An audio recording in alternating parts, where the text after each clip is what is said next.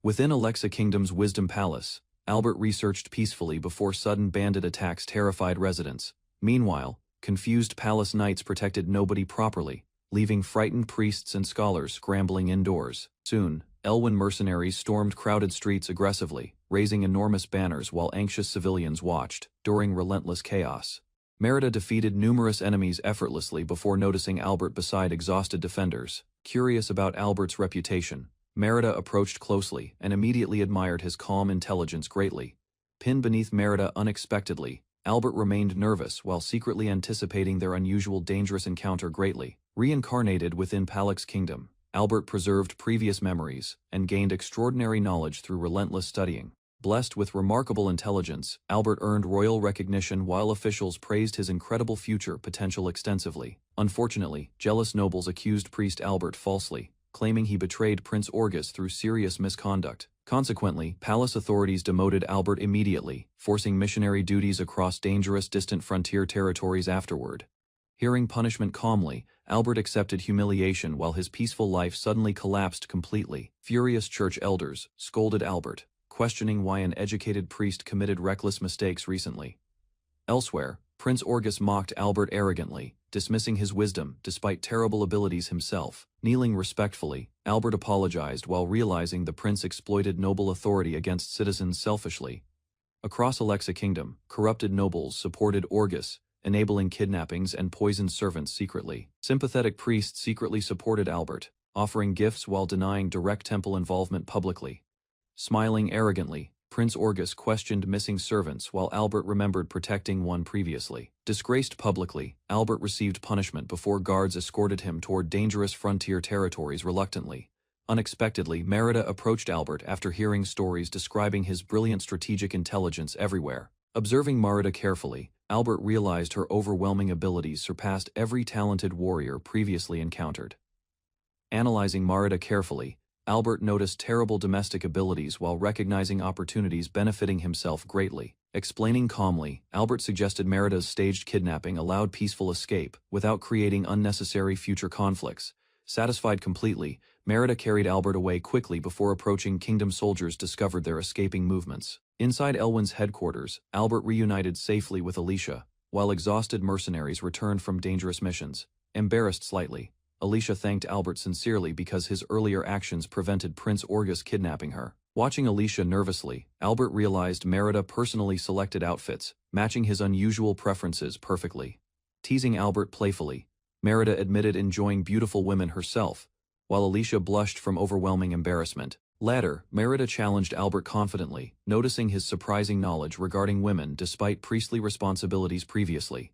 Questioning Merida carefully, Albert demanded explanations regarding his kidnapping and sudden exile from Alexa Kingdom. Laughing awkwardly, Merida defended herself desperately, admitting Prince Orgus disgusted her beyond normal tolerance completely. Enraged relatives punished Merida severely after she violently attacked Elwyn family's respected influential leader previously. Understanding everything gradually, Albert learned Merida rejected arranged marriage proposals because she considered relatives unbearable. Thinking carefully, Albert realized Merida's connection with Demon King supported his ambitious future political strategy greatly. Whispering excitedly, Albert proposed negotiations involving Merida's sister and influential imperial noble intermediaries immediately afterward. Smiling confidently, Albert prepared important letters quickly, while Merida suddenly announced another unexpected personal decision. Blushing happily, Merida embraced Albert tightly while asking support as her future beloved husband sincerely. Although embarrassed greatly, Albert praised Merida honestly, before carefully questioning her sudden marriage proposal intentions completely. Surprisingly, Merida requested permission bringing beautiful mistresses home because she adored women enormously herself too. Accepting calmly, Albert agreed immediately provided every future mistress willingly joined their unusual romantic relationship together. Deeply thoughtful, Albert realized marrying Merida granted political authority, necessary achieving ambitious imperial restoration plans. Smiling confidently, Albert pledged loyalty toward Merida, while admiring her charming powerful personality greatly. Hearing Albert's promise happily, Alicia and Merida accepted their unusual romantic relationship together, completely. Excited greatly, both women dragged Albert away before he finished important strategic letters completely.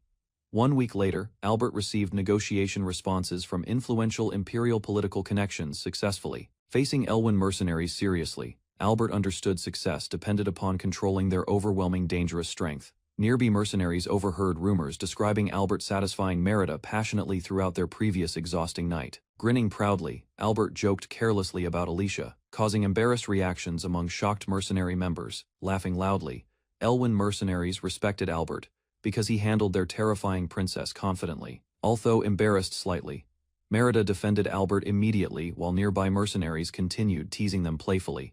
Watching silently, Albert realized Elwyn mercenaries admired Merida deeply because her charm captivated everyone. Gathered mercenaries questioned Albert carefully, wondering whether Merida could finally reclaim Alancia Empire successfully. Displaying royal documents proudly, Albert revealed Demon King supported conquering Alexa Kingdom's dangerous border territories. Hearing Albert's strategy seriously, Elwyn mercenaries questioned whether neighboring imperial lords opposed expanding Alancia completely. Standing confidently before everyone, Albert explained mercenaries could occupy territories before imperial forces arrived. Reviewing regional maps carefully, Albert targeted unstable border territories constantly abandoned during previous devastating wars. Confidently addressing Elwyn mercenaries, Albert promised Merida's restoration through carefully planned territorial military campaigns successfully. Inspired greatly, Elwyn mercenaries celebrated enthusiastically while preparing weapons before attacking Alexa Kingdom's border lords.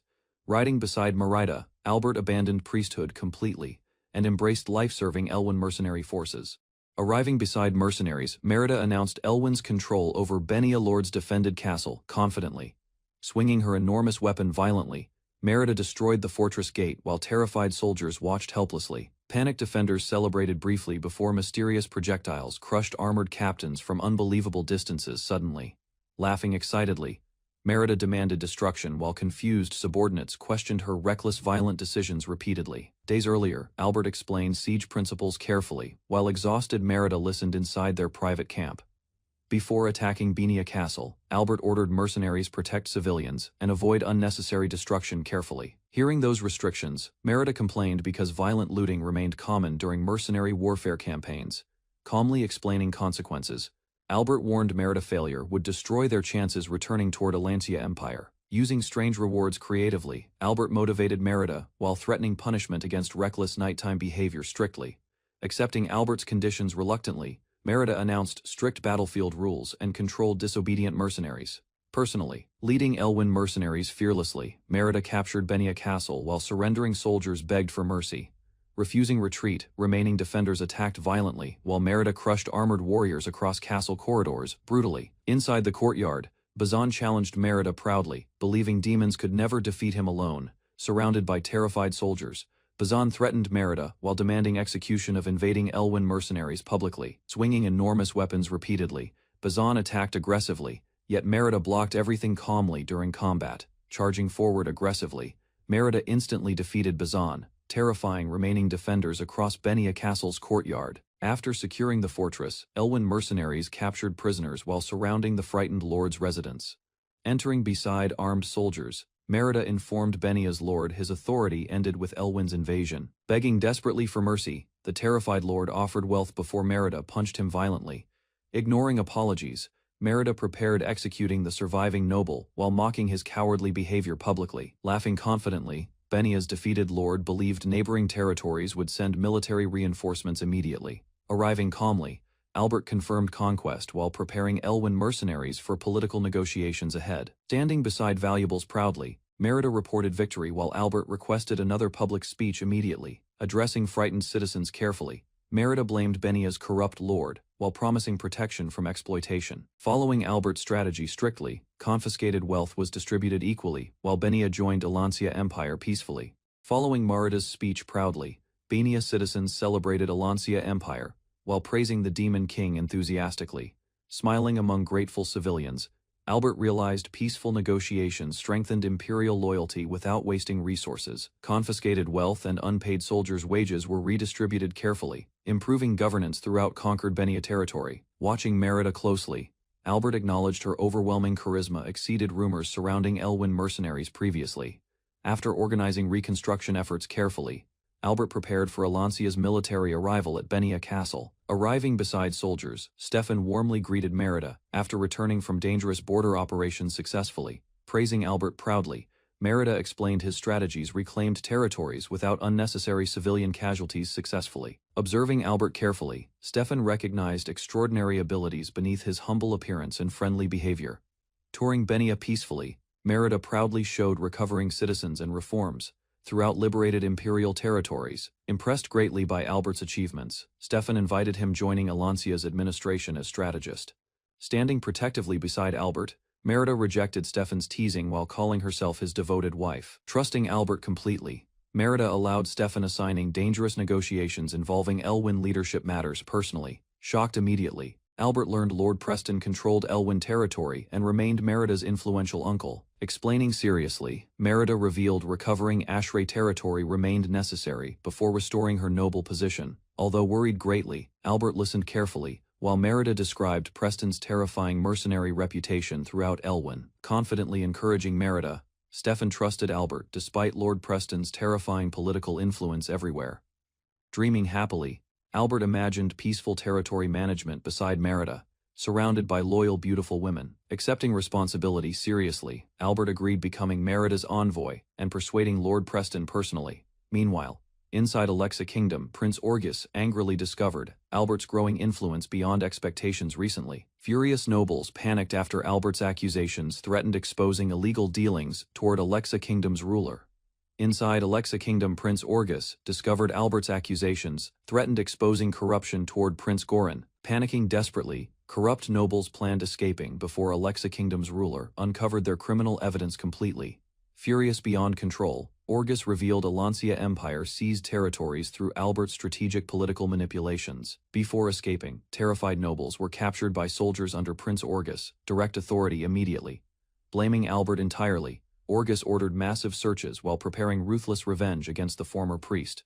Inside Azure Castle, Albert introduced himself before facing Merida's terrifying uncle, Lord Preston personally, sitting confidently upon Elwyn's throne. Preston accused Albert manipulating Merida and stealing authority completely. Attempting negotiations calmly, Albert avoided Preston's sudden attack while realizing his overwhelming strength immediately. Without retreating fearfully, Albert promised restoring Elwyn prestige through intelligence, leadership, and administration strategies. Continuing confidently, Albert declared supporting Merida completely while managing Elwyn territory's domestic affairs successfully. After hearing Albert's proposal, Preston considered supporting Merida's military ambitions within Alancia Empire eventually. Laughing proudly, Preston praised Albert highly, while admitting leadership responsibilities exhausted him constantly lately. Trusting Albert's determination completely, Preston agreed surrendering authority if Merida became a capable ruler eventually. Although respected widely, Merida remained feared throughout Elwyn territory because of her violent battlefield reputation. Before leaving, Preston warned Albert nobody controlled Merida properly, despite admiring her overwhelming strength greatly. Albert accepted Preston's invitation, while Elwyn warriors celebrated Merida's growing military achievements proudly. During celebrations, Merida drank heavily while Preston encouraged Albert joining family banquet festivities enthusiastically. Soon, Albert encountered Freya and Rather, Merida's relatives, questioning his unexpected relationship nervously. Although lower-ranked nobles, Freya and Rather welcomed Albert warmly while discussing family responsibilities together. By evening, Albert relaxed beside Merida's relatives, enjoying alcohol and strengthening important family bonds. During celebrations, Rather announced the Demon Tribe strength competition before everyone gathered excitedly around Albert. Rather declared Albert the competition's participant, shocking him because nobody mentioned dangerous traditions previously. Merida confirmed Demon Tribe customs required newcomers proving strength through battle, leaving Albert nervous. Although Merida promised nobody would die, Albert worried brutal contests still caused frequent injuries. Albert protested risking lives during competitions, but Merida praised his hidden abilities and intelligence confidently. Albert hesitated nervously while Rather encouraged choosing any competition style accepted by demon traditions. Rather explained demon contests allowed unrestricted formats, inspiring Albert's unusual strategic competition proposal. Suddenly, Albert introduced a civilian board game competition instead of combat, surprising everyone attending greatly. Although confused initially, Rather accepted Albert's clever challenge, because demons honored declared competition rules. Merida angrily realized Albert included her within participation, while nearby demons questioned her hesitation. Merida confidently accepted Albert's strange competition, while Rather prepared seriously beside nervous participants together. Alicia announced the writing challenge topic loudly, while Demon Tribe members prepared parchment immediately. Merida and Wraither struggled writing carefully because intense concentration caused unexpected physical exhaustion quickly there. Although demon warriors handled battles easily, detailed writing tasks created painful concentration difficulties constantly. While Albert finished effortlessly first, Alicia watched shocked as exhausted demon participants collapsed around. Merida, Wraither, and Freya struggled terribly while Albert observed exhausted participants nearby afterward. After Albert's easy victory, Demon Tribe members respected his unusual intelligence and abilities completely. Freya angrily attacked Wraither, blaming his foolish decisions causing humiliation during Albert's competition recently. Albert interrupted peacefully, while Freya defended herself nervously against Wraither's harsh accusations afterward there. Wraither blamed Freya entirely afterward, but both received punishment for violating castle regulations. Albert created strict punishment rules, forcing Demon Tribe members learning discipline through reflection room penalties. Later, Albert explained Ashley Castle's economic importance while introducing territorial management strategies carefully. Merida, Freya, and Wraither proudly protected Ashley Castle because their combat strength secured trade territories. After assuming management duties, Albert questioned Preston regarding tax records, causing confusion during discussions. Preston casually admitted ignoring financial documentation entirely, shocking Albert while exposing serious management problems. Preston presented military records instead of financial ledgers, confusing Albert during management discussions completely afterward. Albert regretted expecting administrative abilities from Demon Tribe members while preparing financial records independently.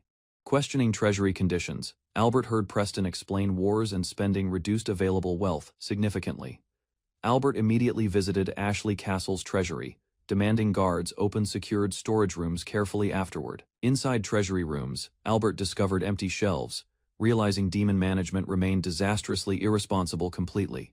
Merida proudly trained inside Ashley Castle, while Albert carefully checked newly stamped territorial administration documents. After training ended, Merida happily celebrated freedom until Albert reminded her unfinished paperwork remained waiting. Endless administrative reports overwhelmed Merida quickly, while Albert strictly explained important territorial sealing regulations carefully. Frustrated by exhausting duties, Merida accused Albert of enjoying her suffering during administrative responsibilities inside. Before dinner preparations, Alicia quietly teased Albert regarding Merida's growing attachment and emotional reactions recently. Alicia questioned Ashley Castle finances, while Albert revealed reserves barely supported maintenance expenses. Reviewing salaries carefully, Albert discovered excessive retainers and careless management damaged regional stability recently.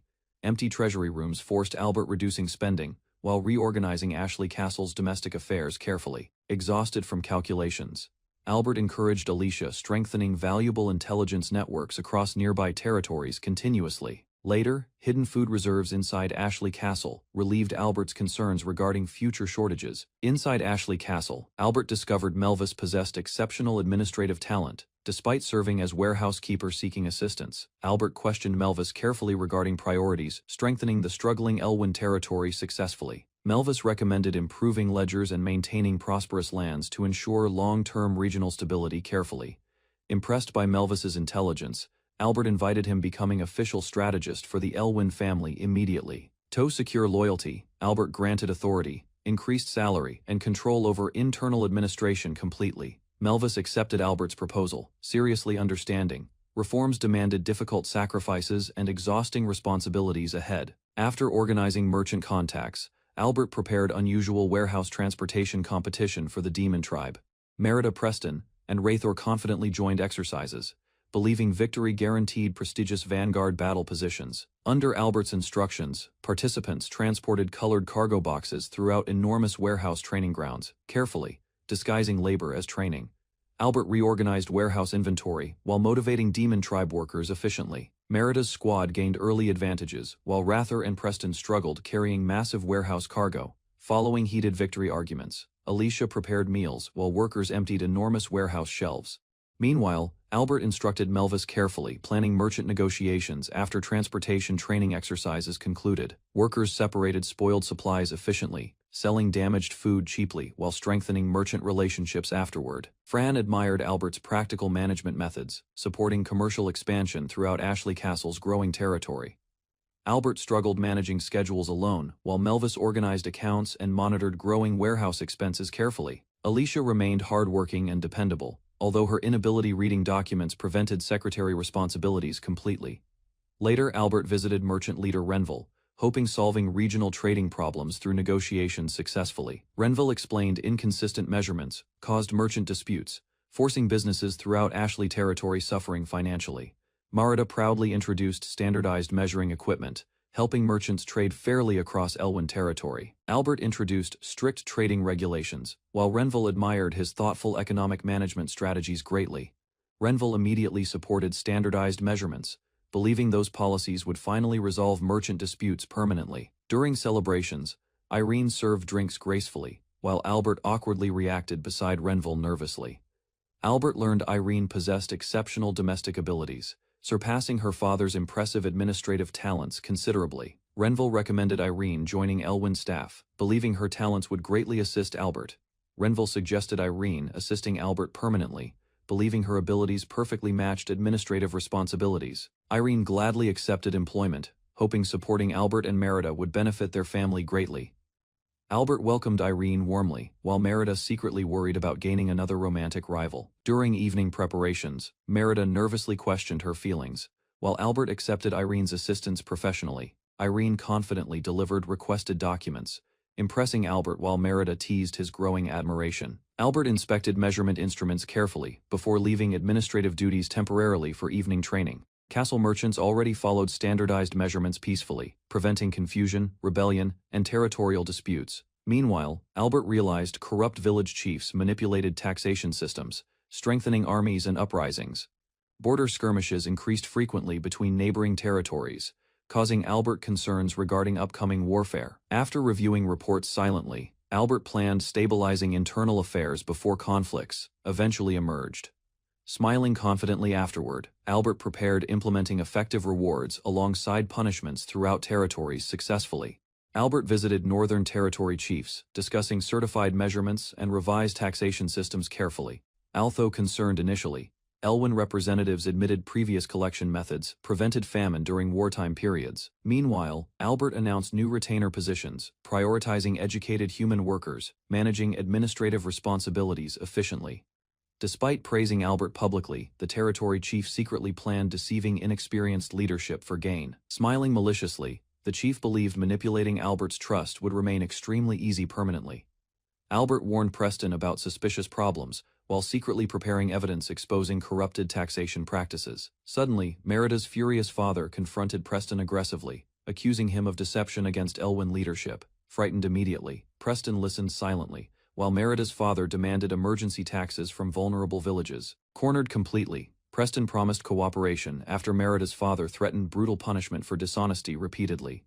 Meanwhile, Albert calmly observed events nearby while Merida's father intimidated Preston into immediate obedience. Albert reassured Preston calmly, while Merida's father demanded explanations regarding suspicious missing financial records.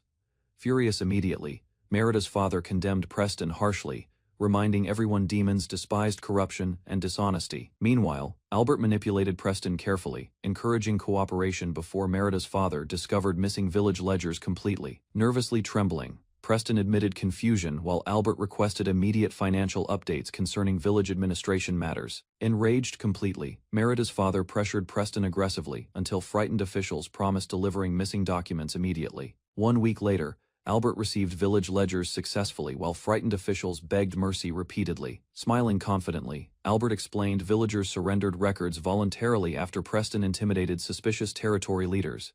Meanwhile, Preston promised inheritance, tax exemptions, forcing nervous chiefs toward absolute cooperation and loyalty. Irene praised Albert's clever strategy, while villagers feared Elwyn warriors suppressing dangerous territorial rebellions permanently.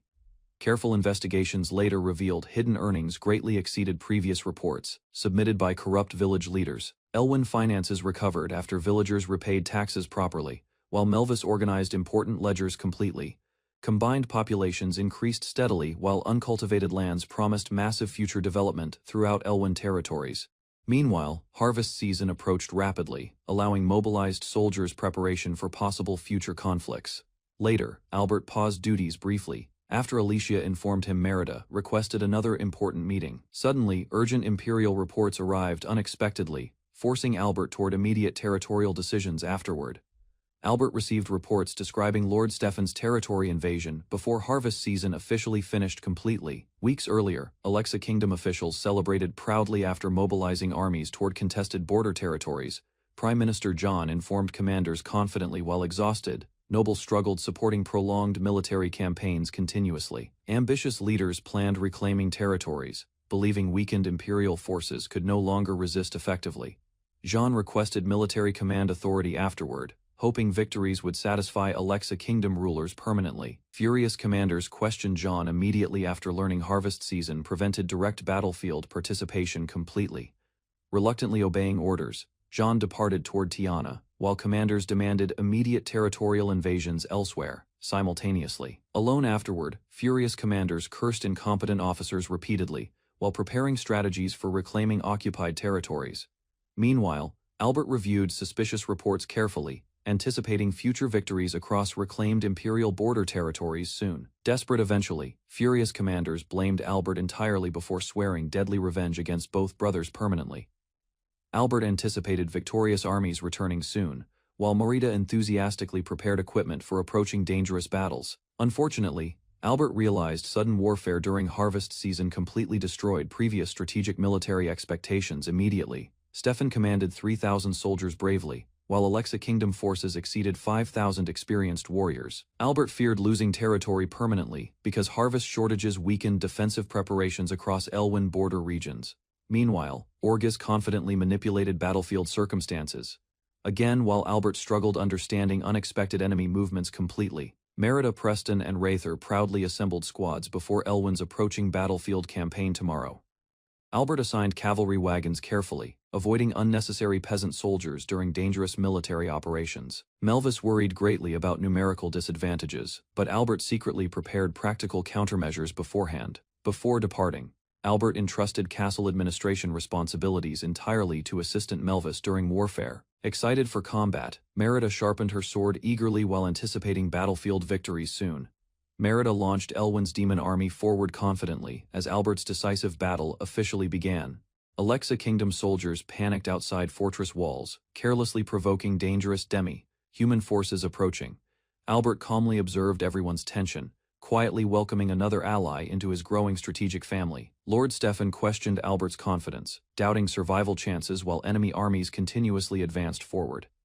Albert studied battlefield formations carefully, realizing fortress defenses would collapse against coordinated imperial assaults soon. After analyzing enemy weaknesses, Albert predicted frightened peasant soldiers would eventually abandon Lord Bedouin's command. Albert secretly released Merida's hunting forces first, preparing an ambush before enemy commanders reacted properly. Rear-guard soldiers received strange advance orders, but commanders immediately ignored suspicious battlefield instructions. Marquis Bazin greedily abandoned defensive duties, focusing instead on looting villages and capturing demi-human women. Despite repeated warnings, Bazan dismissed urgent reports, while enemy movements rapidly approached his vulnerable rear camp. Merida suddenly launched her cavalry assault, terrifying Bazan's forces and completely destroying their remaining battlefield morale. Merida's cavalry crushed fleeing soldiers quickly, spreading panic throughout Bazan's unprepared defensive camp afterward. Earlier, Albert explained hidden forest routes, allowing militia forces surrounding weaker enemy soldiers successfully. Merida accepted Albert's strategy proudly, believing sacrifices guaranteed victory against stronger battlefield forces completely. Albert finalized the operation calmly, while Merida and commanders reviewed battlefield positions together carefully. Bazin's soldiers protected him desperately, but Merida's assault overwhelmed their remaining resistance forces completely. Merida cut through Bazin's guards easily, targeting commanders before frightened soldiers, reorganized defenses successfully. After capturing enemy positions, Merida encouraged ruthless pursuit while terrified Alexa soldiers abandoned formations. Albert's demi-human allies hunted retreating troops relentlessly, preventing enemies escaping towards safer territories afterward. The crimson-speared demon appeared suddenly, forcing panicked soldiers requesting immediate reinforcement from their vanguard. Meanwhile, Lord Bedouin celebrated confidently, unaware Merida's forces already destroyed Bazin's collapsing defensive army. Lord Bedouin noticed unusual formations, yet ordered his army's reckless advance toward battle confidently. Merida and human warriors chased terrified soldiers mercilessly, scattering Alexa troops across battlefields. As confusion spread everywhere, Bedouin forced frightened cavalry forward, despite growing panic among soldiers. Albert's hidden spear wall activated suddenly, crushing charging enemies before they could retreat safely afterward. Albert praised Stefan calmly while trapped soldiers panicked helplessly against relentless infantry defending barricades. Trapped soldiers panicked completely, accidentally killing allies while retreating from Albert's hidden defensive formation. Albert observed enemy confusion calmly, realizing terrified soldiers already attacked each other uncontrollably afterward. Hearing Albert's prediction succeed, Lilith understood their prepared battlefield strategy finally started working properly. Despite Lilith's determination, Albert ordered her remain safely inside Stefan's camp during frontline fighting. The human commander defended Albert's authority immediately, rejecting Lilith's reckless battlefield request angrily. Despite Elder's warnings, Rather insisted joining battle beside experienced demon tribe warriors immediately. Albert praised Rather's potential, promising participation after accepting strict strategic conditions carefully first. Albert ordered Rather observe combat patiently, waiting carefully before entering battle at perfect moments. After accepting conditions, Rather trained seriously, preparing himself becoming future demon army commander someday. Finally joining combat, Rather charged enemy soldiers bravely, overwhelming frightened troops with aggressive attacks. Stefan ordered forces forward, surrounding exhausted enemies trapped within Albert's prepared battlefield formation completely. While soldiers begged Bedouin escape, Merida intercepted him before retreating forces protected him properly. Merida defeated the commander instantly, proudly announcing victory after severing his head during combat. Rather admired Merida's overwhelming strength while Stefan commanded surviving enemies surrender immediately as prisoners. After victory, Stefan realized Albert's strategy successfully protected demon territories from military collapse completely. After victory, Stefan praised Albert's brilliant strategy while Merida proudly admired her intelligent husband greatly. Merida happily embraced Albert, leaving battlefield cleanup responsibilities entirely under his careful leadership. After battle ended, Stefan praised Rather and Preston's impressive battlefield achievements during competition results. Merida earned first place proudly after defeating numerous commanders during the brutal military campaign. Albert congratulated the Elwyn family warmly, realizing victory exceeded every original battlefield expectation greatly. Despite celebrations, Albert worried isolation would weaken future political relationships between surrounding noble territories. Later, Stefan visited Albert peacefully, discussing post-war cleanup responsibilities throughout conquered demon territories together. Stefan organized prisoners carefully, selling captives while securing confiscated goods from defeated black market traders. Afterward, Stefan trusted Albert completely, allowing him manage ransom negotiations with captured nobles independently. Marta demanded expensive celebration drinks excitedly, but Albert restricted spending because military funds remained limited. Continuing celebrations, Merida attempted borrowing Albert's allowance, despite obvious financial difficulties surrounding everyone. Meanwhile, Preston and Rather admitted fearing their mothers controlling every salary earned after victories. Merida complained loudly about celebrating victory, while everyone struggled under strict financial limitations.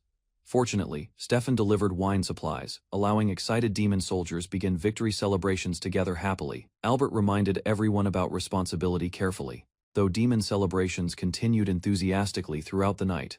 After celebrations ended, exhausted Albert complained painfully while continuing administrative duties without reliable assistance. Soon afterward, Freya informed Albert about urgent ransom negotiation problems, requiring immediate attention elsewhere. Albert established strict ransom policies, treating captives carefully while executing unpaid prisoners without hesitation. During negotiations, Albert discovered Lise von Alco, imprisoned despite offering every available ransom resource. Lise secretly governed Alco territory disguised as male heir, protecting citizens during dangerous instability. Even imprisoned, Lise refused freedom offers because abandoning citizens would leave innocent people starving. After investigating thoroughly, Albert admired Lisa's leadership abilities and proposed protecting Alco territory through support. Albert proposed protecting Lise carefully, though marriage conditions embarrassed and confused her greatly. Merida arrived excitedly, frightening Lise while Albert explained her unusual romantic preferences casually. Although Merida teased Lise aggressively, Albert reminded everyone, consent remained absolutely necessary always. Albert explained annexation plans carefully, hoping Alco territory strengthened Elwyn influence across surrounding regions. Hearing marriage conditions completely, Lise panicked nervously while Merida supported Albert's political arrangement confidently. Hearing Albert's proposal fully, Lise nervously accepted becoming Merida's official romantic partner eventually. Excited greatly, Merida carried embarrassed Lise away immediately, promising unforgettable experiences together inside demon territory. Later, Lise apologized awkwardly, while Merida proudly admitted handling their intimate first experience, personally. Hearing strange explanations, Albert became embarrassed when everyone misunderstood his relationship management philosophy completely. Eventually, Lise joined Merida's household officially while Albert accepted his unusual romantic lifestyle peacefully. Investigating carefully, Albert realized enemy prince conspiracies involved dangerous supporters behind battlefield operations. Soon, Imperial messengers announced rewards while summoning Albert directly toward the Emperor's royal castle. Hearing Imperial interest unexpectedly, Albert worried his unusual relationships and ambitions might become exposed. Albert learned the young Emperor possessed terrifying political influence, causing concern about Imperial intentions. Meanwhile, another disastrous report arrived suddenly from the royal capital, warning about military defeat. Imperial commanders panicked completely. After disastrous defeat caused enormous troop losses and territorial collapse, officials discovered Lise reclaimed Alco territory successfully, destroying Imperial plans before anyone prevented her return. Although commanders apologized sincerely, furious nobles refused accepting excuses for catastrophic military failures completely. Learning Merida restored Elwyn authority successfully, Imperial nobles feared their succession schemes would collapse. Hearing Albert married Lise, enraged Imperial leaders blamed Merida for ruining political arrangements completely. Rather discovered Albert's betrayal, condemned the priest fiercely, and ordered soldiers increase Albert's bounty. The wounded commander apologized repeatedly, while Rather demanded silence, and prepared restrictions returning soldiers. Rather secretly requested support from neighboring kingdoms, while hiding truths regarding Albert's unexpected survival. Swearing revenge against Albert, Rather promised violent punishment after exposing every humiliating failure publicly. The first Demon King founded Alancia Empire quickly, uniting persecuted Demi, humans beneath Ecto, Christ's castle. Albert explained ancient royal families received voting privileges through Alancia's Demon King selection system. Successive emperors maintained demi-human unity through elections, involving assassinations, bribery threats, and factional conflicts. Christ von Shugmori eventually conquered election rivals and ascended proudly beside Alancia's imperial throne. Citizens respectfully greeted Emperor Christ while Albert silently studied Alancia's brutal political traditions. Albert admired Christ's overwhelming abilities while realizing Alexa Kingdom never truly challenged Alancia Empire successfully. Christ officially approved Albert's engagement with Merida, greatly relieving Albert after difficult negotiations recently. Merida teasingly celebrated Albert's acceptance while proudly expecting warmer congratulations from her future husband. Preston criticized Merida's compassion, reminding everyone Albert previously protected her during dangerous exile periods. Rather angrily demanded recognition after fighting bravely, refusing constant comparisons against Merida's achievements anymore. Christ warned Merida publicly, reminding everyone Imperial audiences required dignity, discipline, and respectful behavior, always. Albert immediately apologized before Christ, admitting Merida's reckless actions insulted Imperial court etiquette badly. Christ explained Albert bowed, because Merida's disrespect nearly forced humiliating punishment upon him publicly. Christ revealed everything was merely teasing, then praised Albert's reliability and Merida's fortunate engagement happily. Merida laughed comfortably, admitting Albert's respectful manners deeply impressed Christ during their audience. Merida defended her appearance proudly, while Preston mocked ugly nobles and complained about unattractive humans. Preston thanked Merida sincerely, admitting her protection allowed him becoming respected family leader. Merida ordered Preston support her loyally, ensuring peaceful cooperation between competing demon family factions permanently.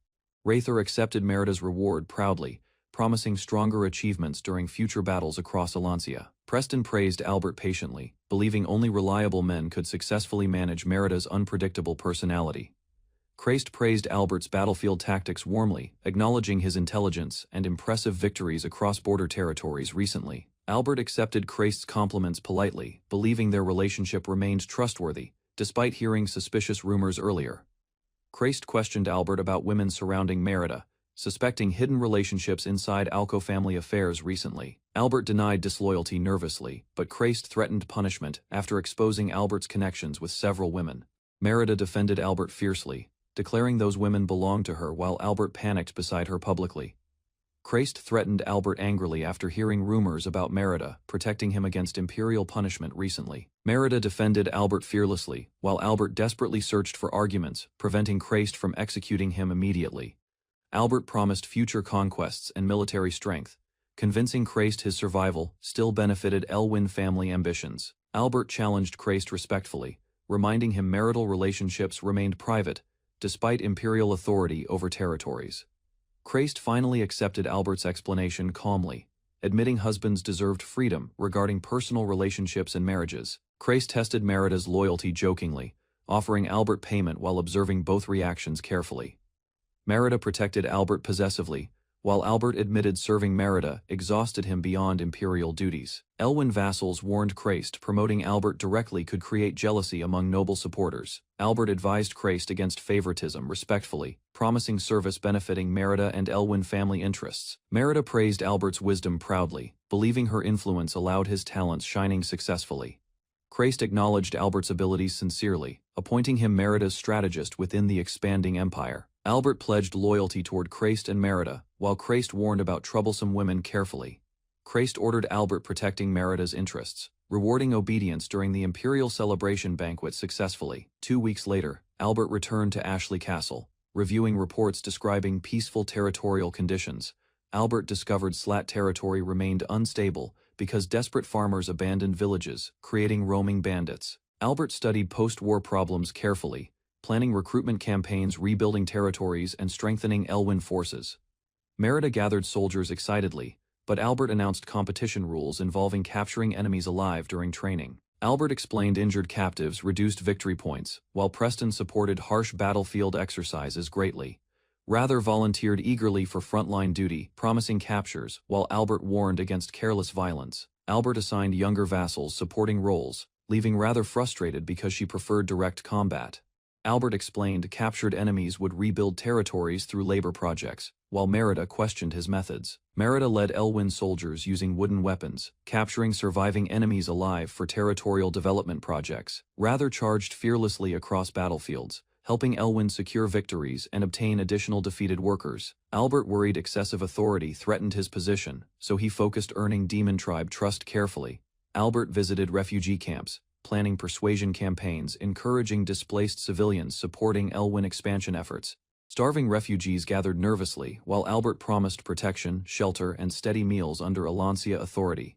After receiving proper food, the exhausted civilians gratefully praised Alancia and abandoned thoughts of returning home. Clean garments were distributed next, as Albert demanded everyone replace their filthy clothes immediately. Several refugees examined the fresh outfits carefully, surprised such quality clothing was freely provided there. Confident about future expansion, Albert believed loyal settlers and workers would strengthen Merida's growing territories.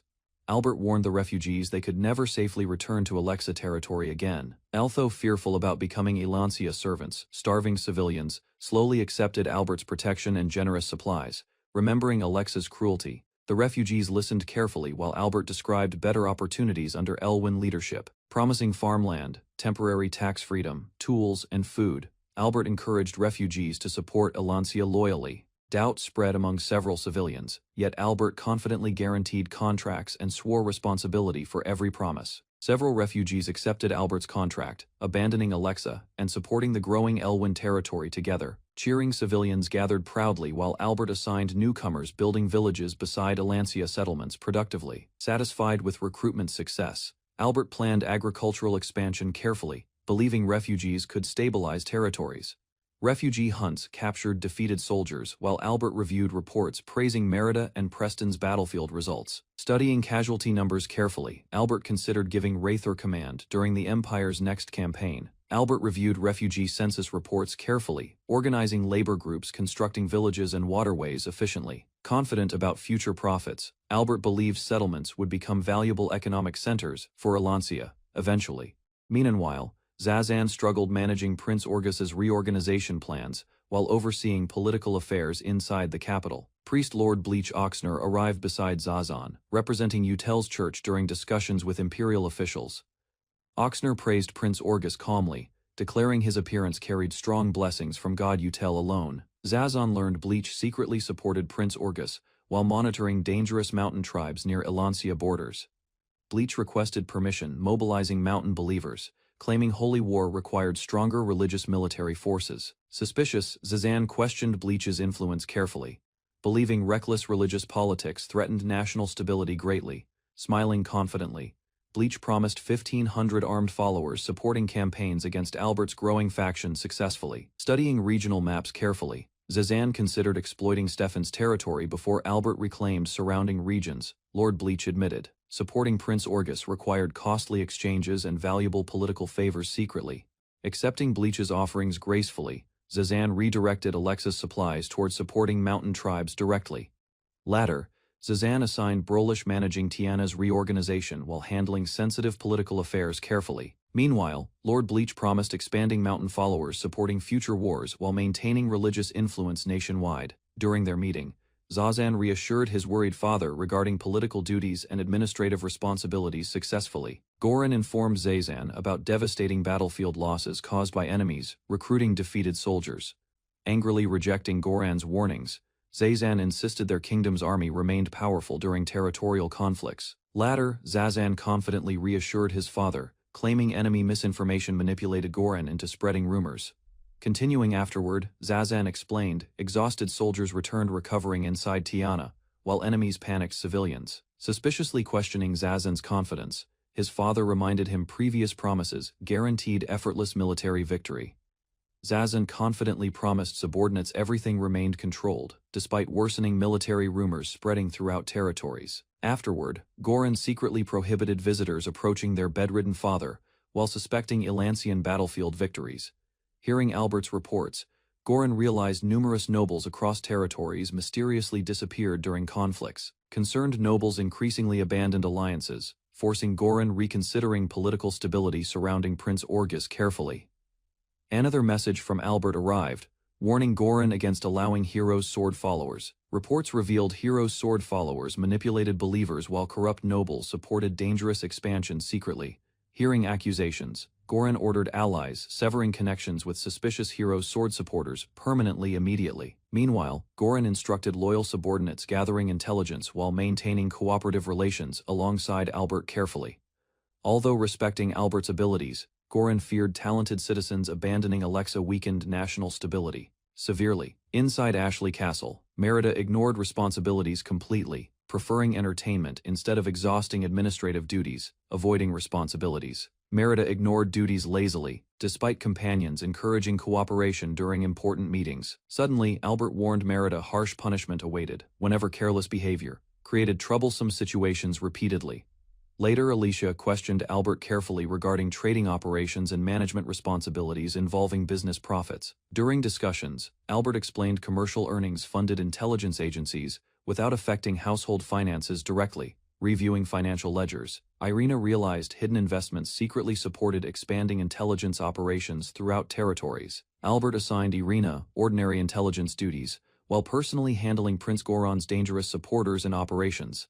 Meanwhile, Alicia supervised secret intelligence funding, ensuring Margie Trading Company expanded covert activities successfully. Following New Year celebrations, Albert gathered Elwyn family members while announcing their household motto proudly. Meanwhile, Merida enthusiastically promised countless battles, despite Albert noticing peaceful territories lacked active wars presently. Although disappointed, Merida accepted Albert's training proposal, while secretly expecting future conflicts nearby someday. Soon, Merida suggested dangerous supply raids through enemy territories, exciting surrounding soldiers greatly today. Meanwhile, Raythor and Preston eagerly volunteered leading upcoming troops, while supporting Merida's reckless enthusiasm completely. Despite Merida's complaints, Albert firmly ordered her completing administrative duties before participating in battles. Meanwhile, Merida reluctantly handled paperwork, while Albert instructed loyal officials managing household responsibilities carefully today. Several days later, Albert reviewed merchant records and discovered suspiciously numerous weapon shops operating nearby. After investigations, Albert proposed expanding mines cheaply producing iron materials necessary, creating powerful matchlock rifles. Finally, Albert discussed ambitious population strategies, supporting childbirth, marriages, healthcare, and future territorial prosperity plans. Albert proposed tax reductions encouraging larger families while preparing population growth policies throughout territories. Reports revealed Slat territory maintains stable commerce, fertile farmland, and 700 residents currently. Meanwhile, merchants traded crops, hides, and timber while supporting Slat's economic development steadily. Later, Albert ordered continued food assistance, hoping future heirs inherited prosperous territories with strong foundations. Finally, Slat residents thanked Merida sincerely while Albert managed important Alco family affairs responsibly. Merida realized military achievements remained necessary, preventing rebellions, threatening Alco family authority and stability. Meanwhile, Alicia reported suspicious mountain tribes supporting Hero's sword followers, while assisting Prince Goron financially. Reviewing intelligence carefully, Albert increased investigations regarding mountain tribes, preparing attacks against imperial territories. Although previously neutral, mountain tribes changed attitudes gradually, while abandoning isolated lifestyles and traditions. Reports confirmed mountain tribes traded valuable goods while secretly exchanging information with regional nobles frequently. Reports described mountain warriors defeating imperial forces using disguises, illusions, and dangerous guerrilla tactics. Albert calmly accepted Alicia's intelligence, believing careful preparations could prevent future territorial instability. Merida eagerly volunteered eliminating troublesome mountain tribes, while Irenina prepared immediate territorial inspections. Excited immediately, Merida joined Albert's inspection mission, promising swift assistance throughout dangerous investigations. During preparations, Merida happily promised destroying suspicious enemies discovered anywhere throughout Slat territory. Merida reluctantly accepted Albert's inspection conditions, while requesting Irina accompany their territorial journey. Alicia happily joined preparations, although Merida complained about losing peaceful relaxation opportunities during inspections. Their carriage soon reached Slat Castle, where residents warmly welcomed Lady Lisa's return. Merida admired Tan's compact residence, while Alicia praised her incredible battlefield strength enthusiastically. Crowds celebrated enthusiastically outside Slat Castle, surrounding Lisa's carriage during her long-awaited homecoming. Lisa's courageous reputation strengthened Alco family support, while citizens increasingly admired her determined leadership abilities. Busy assisting Merida daily, Liz politely declined invitations from enthusiastic townspeople throughout Slat territory. Albert accompanied inspections carefully, hearing citizens' complaints while secretly admiring Merida's overwhelming dangerous strength. During inspections, Merida effortlessly defeated a gigantic bear, astonishing everyone traveling throughout nearby territories. Returning toward Slat Castle, disappointed Merida complained because recent inspections lacked enough challenging battles. Merida demanded battles immediately, ignoring Albert's reminder about their peaceful territorial inspection mission completely. Suddenly, Merida attacked suspicious intruders, while Albert protected Liz and Irina inside nearby chambers. Albert contacted guards carefully after recognizing mysterious attackers resembled dangerous mountain ninja warriors recently. Furious immediately, Merida threatened brutally punishing intruders, invading noble bedrooms during important inspection duties. Masked assassins revealed interest toward Albert, admiring Merida's strength and Albert's famous intelligence greatly. Albert exposed the intruder's disguise while masked assassins threatened returning during future dangerous encounters. Merida aggressively pursued escaping assassins, while Albert ordered enemies captured alive for questioning immediately. Furious continuously, Merida attacked recklessly while masked warriors barely avoided devastating sword strikes repeatedly. Before escaping successfully, mysterious intruders revealed beast-like appearances, astonishing Albert and nearby companions greatly. Using bright flash, orbs suddenly masked, assassins escaped completely, while Merida angrily cursed their cowardice. Smoke bombs allowed mysterious intruders escaping successfully, while furious Merida abandoned immediate dangerous pursuit, temporarily. Liz immediately organized search parties carefully, ordering guards investigate both castle grounds and surrounding towns.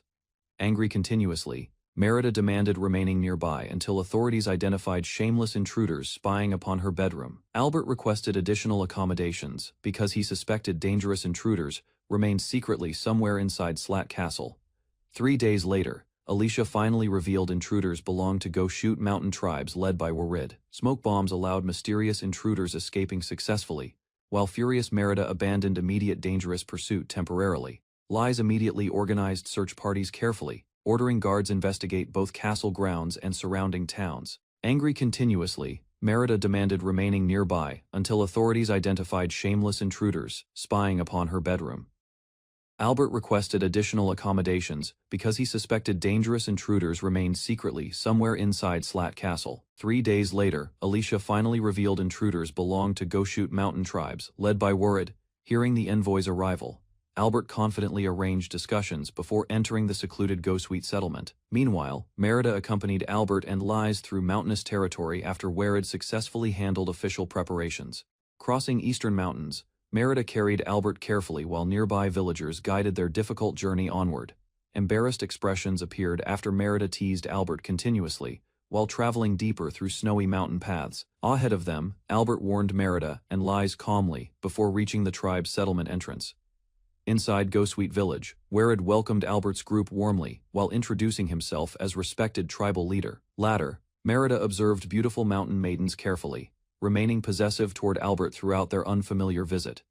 Merida confidently supported Albert's mission, while Werid observed her bold behavior with growing curiosity. Suddenly, armed villagers surrounded Merida's group carefully, testing Albert's intentions inside unfamiliar mountain territory. Maintaining composure, Merida requested proper hospitality, while Werid admitted their threatening behavior seemed completely obvious. Inside the gathering hall, Alicia served mountain alcohol proudly, while Albert observed Ghostweet traditions quietly. After tasting unusual fruit liquor, Merida accepted the drink happily, despite its strange and aging flavor. Albert studied Ghostweet Village carefully, noticing Werid's leadership abilities among experienced mountain hunters. Curious about their intentions, Albert asked Werid regarding hidden negotiations behind the unusual invitation. While drinking mountain liquor, Werid explained concerns involving traditions and dangerous political relationships nearby. Political tensions continued spreading rapidly, causing Werid's tribe to lose their previous neutral position. After understanding everything clearly, Albert suggested uniting mountain tribes together under Werid's trusted leadership. Werid rejected Albert's proposal angrily, fearing his tribe would become persecuted enemies afterward. Calmly drinking beside Alicia, Merida trusted Albert completely and believed his strategy already remained prepared. Doubts continued troubling Werid because relying upon outside noble families threatened Ghostweet neutrality permanently. After listening carefully, Albert explained every faction possessed hidden motives beneath their public appearances. Finally, Werid accepted Albert's discussion seriously, while allowing further questions regarding future tribal cooperation. Albert discovered the Ghostweet tribe became isolated after conflicts involving the Sword of Hero followers. Werid explained sadly that neighboring mountain tribes accepted accusations and avoided Ghostweet people completely afterward. Food shortages worsened continuously, forcing Ghostweet villagers toward desperate survival decisions within harsh mountain conditions.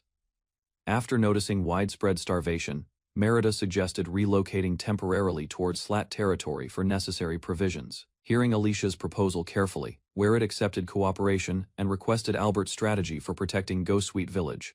Albert explained his strategy carefully, while Werid considered the proposal with growing interest afterward. Inspired by Albert's confidence, Werid decided uniting mountain tribes remained their tribe's only surviving opportunity. As future compensation, Werid promised Albert rare mountain products, beautiful women, and valuable alcohol supplies. Several months later, Merida celebrated successful progress while Albert's operation against Sword of Hero expanded steadily. Inside Slat territory, Lee's reported Ghostweet intelligence agents successfully gathered important information throughout foreign nations. Albert investigated Sword of Hero Church, discovering corruption beneath popular religious teachings recently. Meanwhile, corrupt priests exploited wars repeatedly while gathering wealth and manipulating desperate believers everywhere. Arriving at Fallbreck territory, Albert reunited peacefully with Margrave Stefan after recent military conflicts ended. Soon Merida happily reunited with her older sister, showing unusual affection during their emotional meeting. Laya advised Merida responsibly, while Albert learned more regarding influential demon nobility connections carefully. Laya interrupted Merida excitedly, requesting private sister bonding while preparing discussions with Albert afterward. Cheerful excitement filled the mansion as Merida happily followed Laya toward relaxing bath preparations together. Meanwhile, Albert discussed future operations seriously with Stefan, targeting the dangerous Sword of Hero organization. After recent defeats weakened public trust, Albert proposed exposing corruption surrounding influential religious leaders publicly. Understanding Albert's intentions immediately, Stefan arranged meetings with important temple priests for their upcoming operation. Albert learned the Empire worshipped Alexius, while several nations followed different forbidden gods separately. Historical conflicts began after Udal believers condemned Alexius worshippers and labeled them dangerous heretics. Within Flexa Kingdom, priests trained aggressively while Stefan invited important religious leaders toward his territory. During their private meeting, Stefan introduced Albert carefully while discussing urgent matters involving church affairs. Surprised by Albert's sudden appearance, High Priest Sandal listened carefully regarding suspicious religious activities recently. Albert informed Sandal about marrying Merida before mentioning suspicious Sword of Hero activities. Stefan explained authorities investigated Sword of Hero members, after criminal accusations spread throughout the empire. Examining documents carefully, Albert questioned Sandal regarding possible connections with forbidden religious supporters. Defending Utel teachings passionately, Sandal condemned Sword of Hero extremists twisting religion toward ambitions. Satisfied by Sandal's response, Albert concluded the high priest remained uninvolved within recent conspiracies. Albert explained mountain refugees suffered persecution because Sword of Hero followers spread religious violence continuously. To prove innocence publicly, Albert urged Sandal toward direct action against extremist organizations immediately. Reviewing noble connections carefully, Sandal discovered influential supporters secretly backed Sword of Hero activities. Enraged by corruption, Sandal vowed personally eliminating nobles supporting dangerous religious extremists completely. Satisfied with Sandal's cooperation, Albert and Stefan prepared operations against Alexa Kingdom conspirators. Together, Albert exposed Sword of Hero corruption publicly, damaging their influence throughout Utel church followers significantly. Soon, expelled leaders triggered widespread scandals, causing frightened believers to abandon the extremist organization. Watching events unfold calmly, Albert predicted Sword of Hero supporters would eventually destroy themselves completely. Inside Alexa Kingdom, Orgus defended Zazan's political involvement while arguing fiercely against his father, despite criticism surrounding Goran's birth. Orgus continued believing his younger brother deserved royal succession rights. Soon, Goran presented documents exposing Sword of Hero representatives connected closely with Orgus recently. Shocked by unexpected evidence, Orgus investigated secretly and discovered suspicious activities surrounding extremist supporters. After confirming everything carefully, Orgus agreed immediately to dissolve Sword of Hero proxies throughout Alexa Kingdom. After receiving Goran's warning, Orgus discovered several supporting nobles belonged secretly to his family. Furious afterward, Orgus vowed personally to eliminate every Sword of Hero supporter without hesitation completely. Trusting Orgus entirely, the king ordered immediate destruction of dangerous extremist influences throughout Alexa Kingdom. Soon afterward, Orgus confronted Zazan angrily regarding hidden information about Sword of Hero exiles recently. Shocked by official documents, Zazan realized Goran's faction already abandoned Sword of Hero supporters. Realizing Goran manipulated events carefully, Orgus worried greatly about losing important political influence. Determined to survive politically, Orgus ordered immediate arrests, targeting Bleach and Sword of Hero executives. Fearing exposure completely, Orgus secretly destroyed evidence connecting himself with illegal weapon supplies. Consumed by ambition, Orgus swore confidently he would never surrender Alexa Kingdom's throne peacefully. Several months later, Merida complained lazily about paperwork, while daydreaming happily about Leia beside Slat Castle. Merida distracted herself happily with Alicia's teasing while avoiding unfinished paperwork responsibilities afterward. Meanwhile, Lise received revealing clothing unexpectedly, causing Merida to become embarrassed and suspicious immediately afterward. Eventually, Albert returned home and discovered Irina exhausted after managing territory affairs without assistance continuously. Reviewing numerous reports carefully, Albert organized military training, construction projects, and expanding farmland development simultaneously. As territory improvements progressed steadily, Albert continued strengthening infrastructure, while preparing future expansion plans carefully. Warid organized emergency defensive preparations quickly while mobilizing loyal mountain vassals across surrounding territories. Inside Slat territory, Albert reviewed reports showing successful exile operations against Sword of Hero supporters.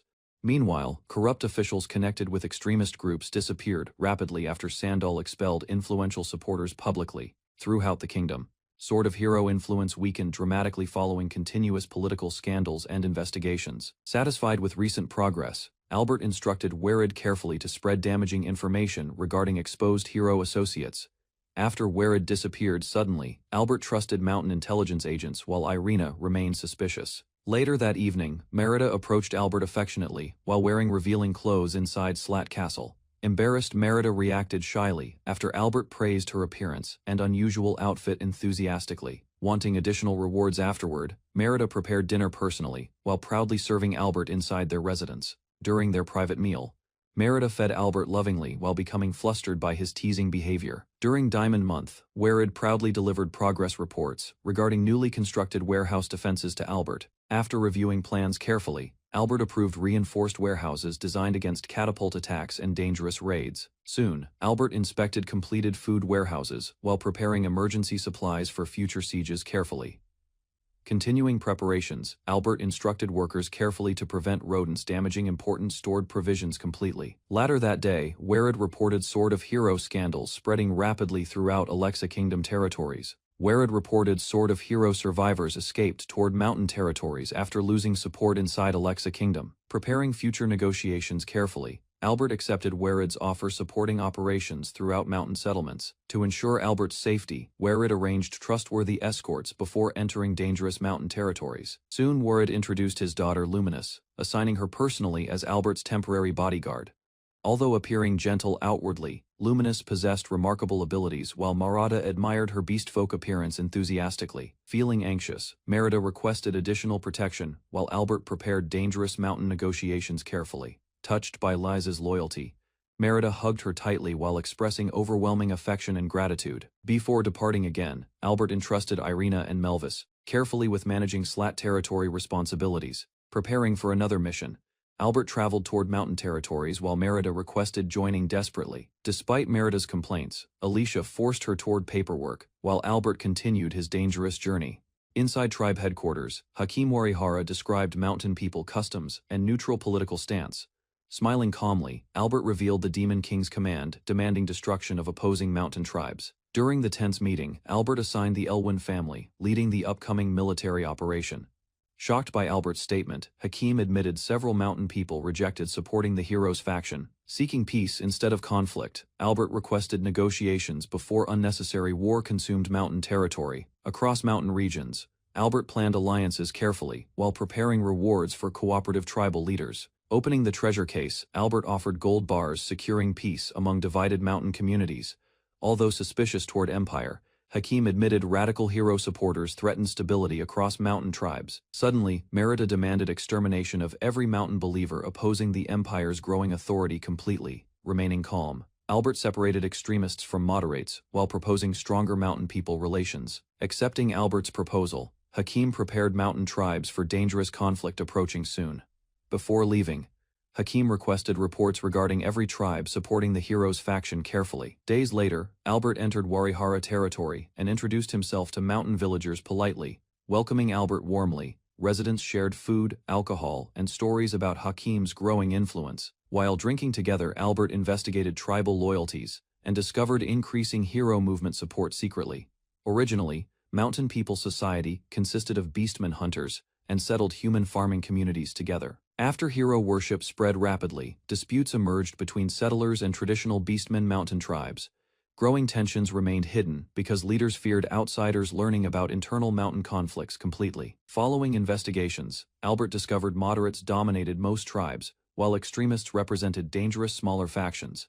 According to Albert's findings, radical supporters lived near Alexa's border and rejected peaceful negotiations. Days later, Albert targeted undecided moderates, after confirming extremists drove the conflict primarily. Without warning, armed followers burned village fields, while accusing residents of hiding dangerous traitors secretly. Demanding larger donations, fanatics threatened peaceful villagers, despite loyalty toward hero religious teachings. Terrified citizens surrendered valuables immediately after believers labeled resisting villagers dangerous heretics publicly. Watching extortion continue, Albert realized villagers deeply hated the hero's violent radical supporters. After succeeding, Albert comforted Linus while she regretted deceiving innocent mountain villagers temporarily. Standing within the forest, Linus promised Albert continued support during every difficult mission faithfully.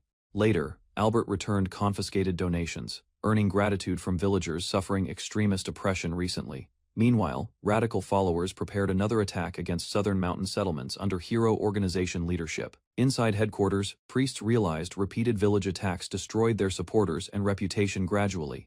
Inside temple headquarters, Bleach prepared receiving believers offering generous religious donations respectfully. Disguised as loyal supporter, Albert presented gold bars while praising the hero's sacred mission publicly. Receiving blessings calmly, Albert pretended gratitude before mentioning an important concern requiring immediate attention. Opening the letter carefully, Bleach learned beastmen demanded action against corrupt temple members secretly. Convinced by Albert's scheme, Bleach dismissed investigations and ordered soldiers capturing the letter's writer. Accused of inciting rebellion, the faction leader was arrested by armed temple soldiers immediately. Following Albert's manipulation, the captured leader surrendered Bleach's secrets while begging desperately for survival. Soon, Albert arranged forged betrayal letters, deepening growing distrust among extremist supporters further. Meanwhile, Werid and his daughter spread accusations carefully, causing leaders executing one another repeatedly. Eventually, Bleach's weakened organization collapsed completely after fanatic conflicts escalated into violent power struggles. Inside Warihara village, Hakim learned tribes wanted him leading all mountain people ceremonially. Meanwhile, Albert explained Elwyn family would secretly control authority behind Hakim's neutral public position. Accepting the arrangement confidently, Werid promised loyalty, while Albert protected mountain tribes peacefully alive. Considering Albert's proposal carefully, Hakim agreed, uniting every village under shared leadership. Eventually, before departing, Albert assigned Hakim responsibility persuading remaining villages. Within 2 months successfully. Returning to Ashley Castle, Merida welcomed Albert happily after completing family leadership responsibilities successfully.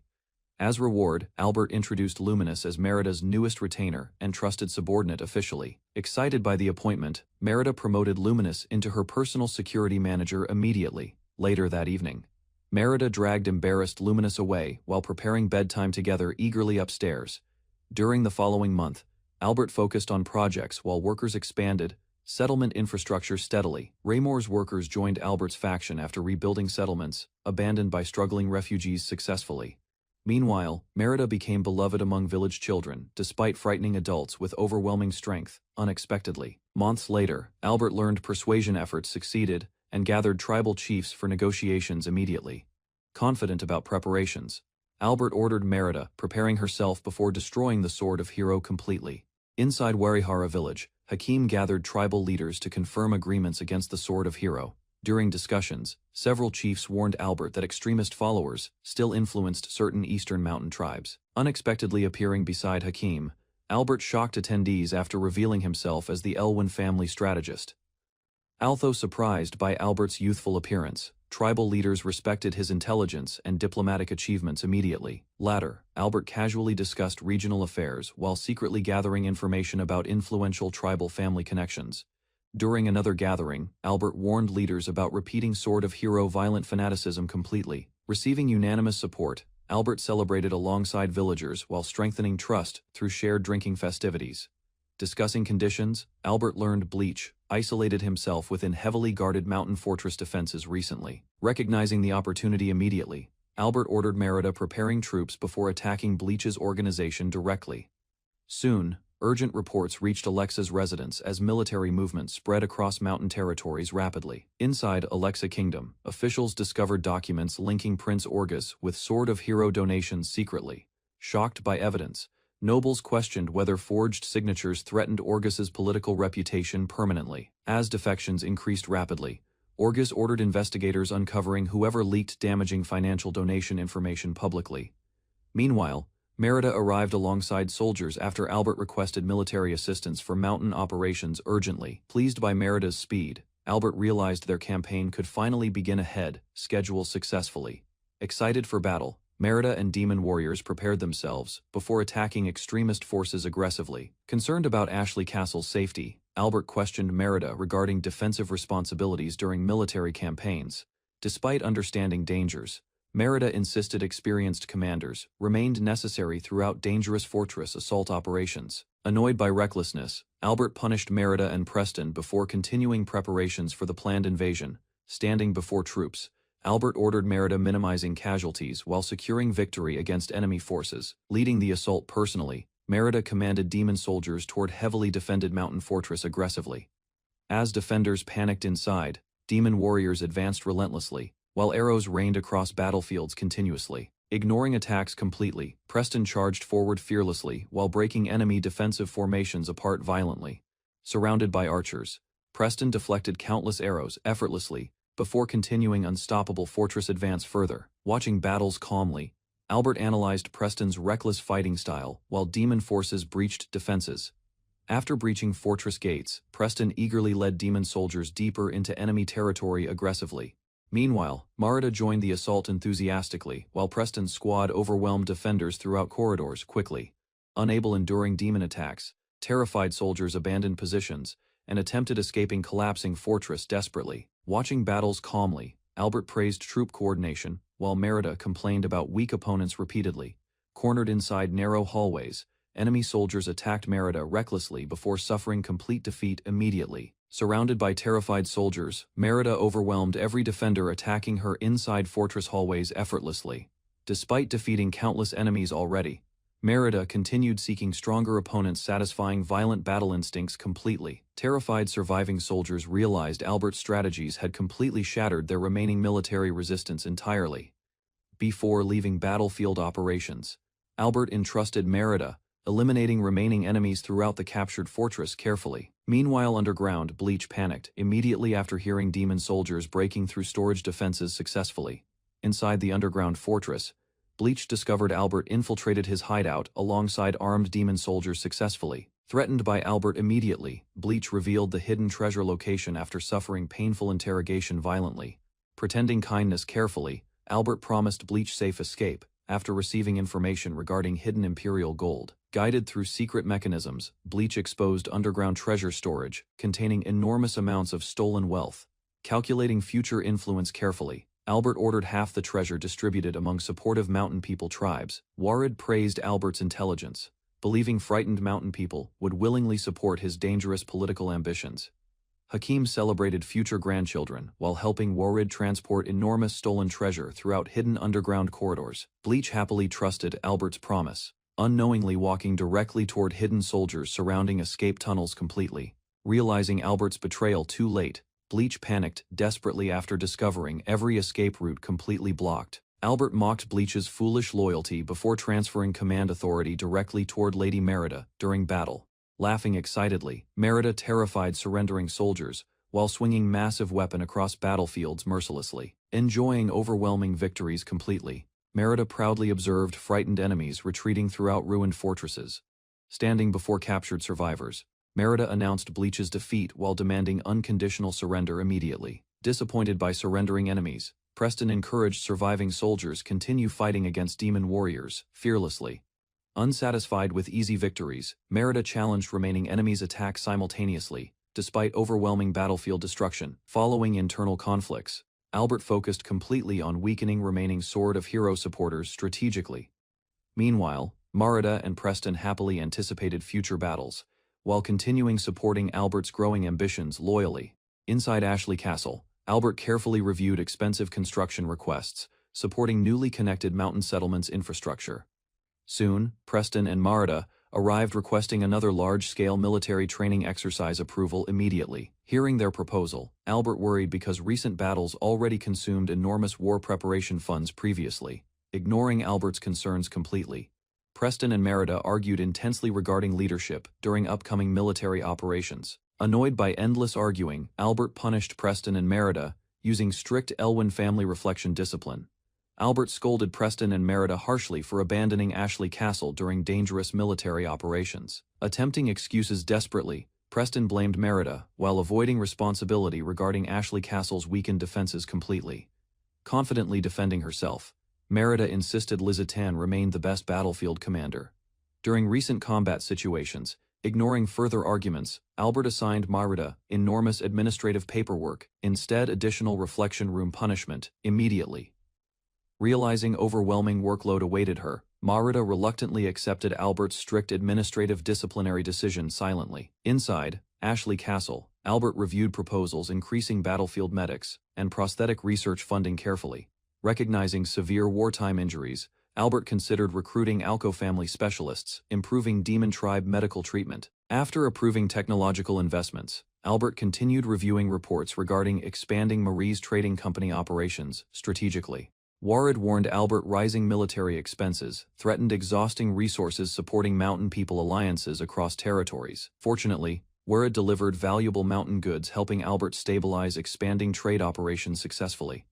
Albert discovered unusual firewater burning strongly, prompting curiosity regarding potential industrial and military applications. Warid explained abundant petroleum reserves existed locally, although difficult transporting safely across surrounding territories.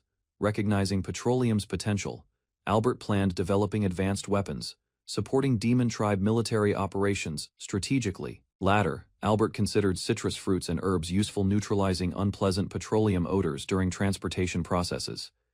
Ashley suggested wealthy nobles purchasing fragrant products enthusiastically, helping Albert expand profitable regional trading networks. Albert proposed establishing distillation facilities, creating profitable aromatic oils supporting Goshuit village economic development successfully. Ashley approved cosmetic production plans, believing wealthy nobles would eagerly purchase expensive essential oil products. Several weeks later, Marita enthusiastically tested fragrant prototypes, while Albert carefully observed customer reactions. Luminous received lavender oil treatments personally administered carefully, helping Albert evaluate fragrance quality and effectiveness. Eventually, scented oils and cosmetics achieved massive commercial success, greatly enriching Goshuit tribe merchants financially. Albert expanded cosmetic distribution nationwide, increasing mountain people prosperity through Merida's successful commercial partnerships. During Rose Quartz Month, Albert, Merida, and Lies received summonses from the Demon King. Merida ignored Albert's concerns completely, believing their royal summons involved harmless administrative discussions instead. Later, Merida relaxed beside Luminous, enjoying playful moments while temporarily abandoning official responsibilities. Luminous blushed nervously whenever Merida touched her tail, causing embarrassing reactions throughout their interaction. Luminous hurt Merida playfully before Albert interrupted, reminding them about scheduled royal audience preparations. Inside private chambers, Merida greeted Demon King happily, while servants prepared luxurious welcoming meals. Merida presented valuable fruit wine gifts proudly, hoping Demon King enjoyed imported beverages greatly. Demon King appreciated Albert's perfumes immediately, praising pleasant fragrance and refined production quality highly. Merida offered additional cosmetic products confidently, supporting Albert's expanding commercial influence throughout demon territories.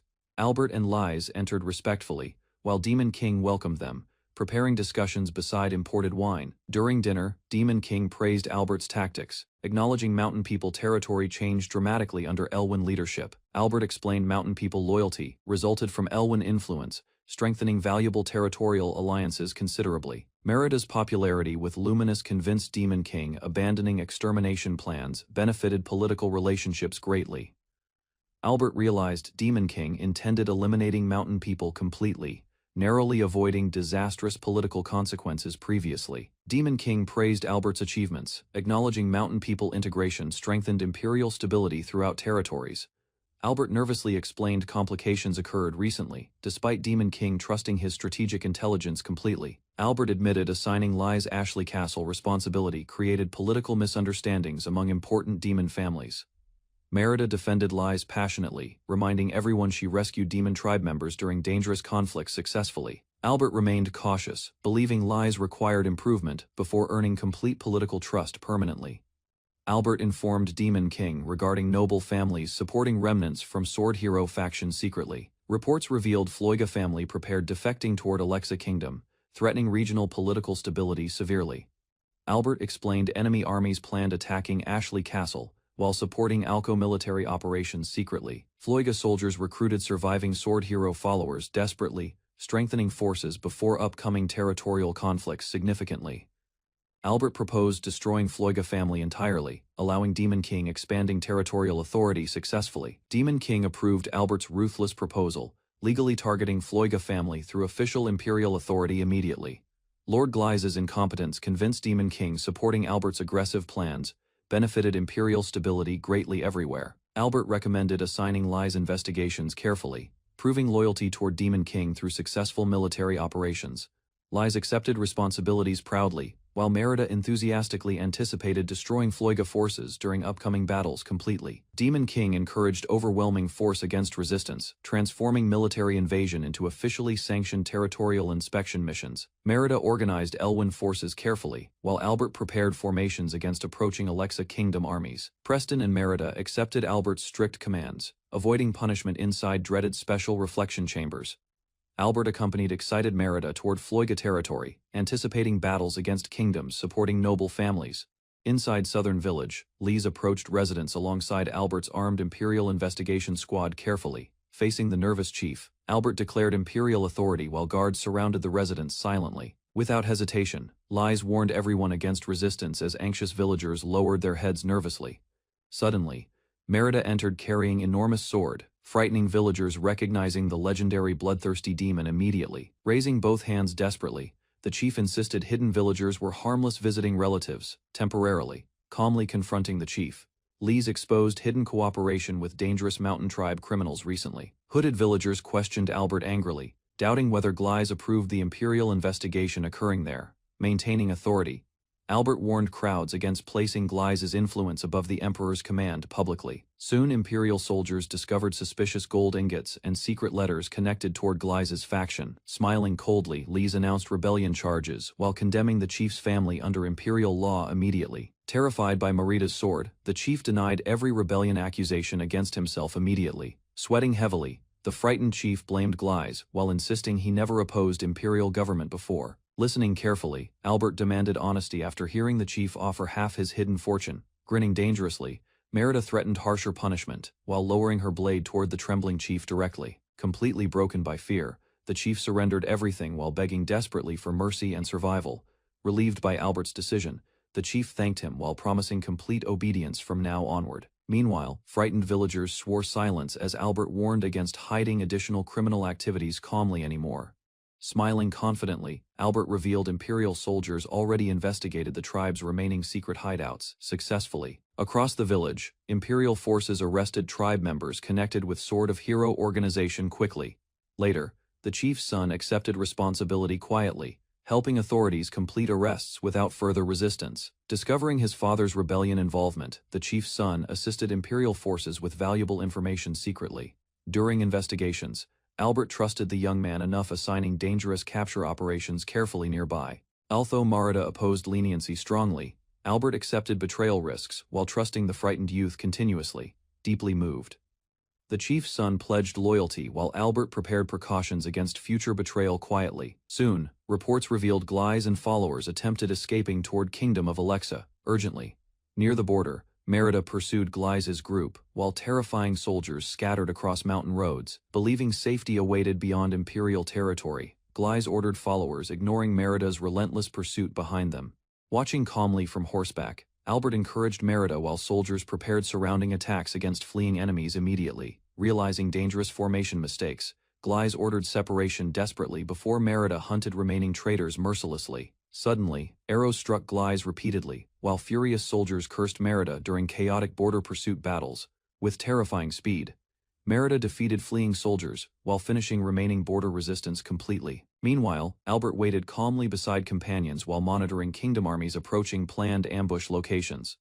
Without delay, Merita ordered movement toward Slat territory, while wolves collected battlefield remained silently. Meanwhile, Duke Brolish guided Alexa armies confidently through hidden shortcuts into Slat territory directly. Believing victory guaranteed, Duke Brolish prepared seizing Slat Castle before attacking distracted Elven forces immediately. Confident about victory, Duke Brolish planned surrounding Elven forces through coordinated multi-directional attacks simultaneously.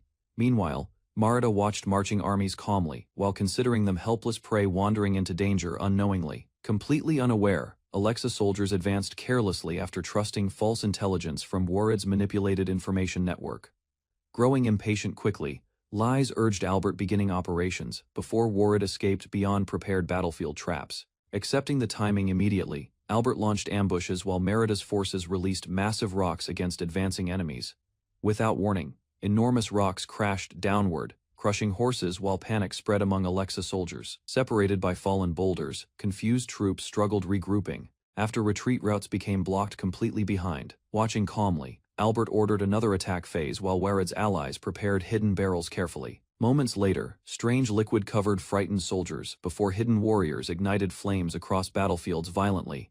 Surrounded by fire, terrified soldiers attempted retreating while Duke Brolish forced troops forward desperately. Pleased by spreading flames, Merita praised burning black liquid collected from Moon Mountain previously. Excited for battle, Lees gathered warriors while Albert encouraged attacking frightened enemy rear guards immediately. Rushing recklessly ahead, Merita overwhelmed retreating soldiers, while archers prepared surrounding attacks from hidden positions, trapped between flames and cliffs. Desperate Alexa soldiers charged forward, despite certain death awaiting them. Swinging her massive blade joyfully, Merita challenged surviving enemies while Lies demanded remaining opponents herself. Leading Albert's strategy confidently, Lies ordered soldiers blocking enemy escape routes across nearby battlefields immediately. Charging recklessly forward, Merita overwhelmed terrified soldiers while spreading panic throughout collapsing enemy formations everywhere. Suddenly, a massive demon warrior confronted advancing troops aggressively, preparing brutal resistance against Merita's approaching forces. Facing Alexa's battlefield forces, Merida recognized giant northern exiles, supporting enemy soldiers during fighting, confident about victory. Lord Dama challenged Merida directly while seeking status through defeating opponents. Without hesitation, Merida blocked Dama's enormous weapon while surrounding soldiers watched their confrontation nervously. Despite resisting fiercely, Merida became overwhelmed temporarily, shocking troops witnessing her forced retreat backward. Laughing arrogantly, Lord Dama mocked Merida confidently while preparing another devastating attack against enemies. Recovering quickly, Merida counterattacked aggressively, while forcing Dama backward during their violent battlefield confrontation nearby. Smiling confidently, Merida mocked Dama's strength repeatedly, while avoiding every reckless attack effortlessly during combat, enraged beyond reason. Dama charged wildly again, while Merida continued humiliating his failed attacks publicly. Without hesitation, Merida shattered Dama's teeth brutally, while reminding enemies about her overwhelming battlefield strength, clearly completely defeated.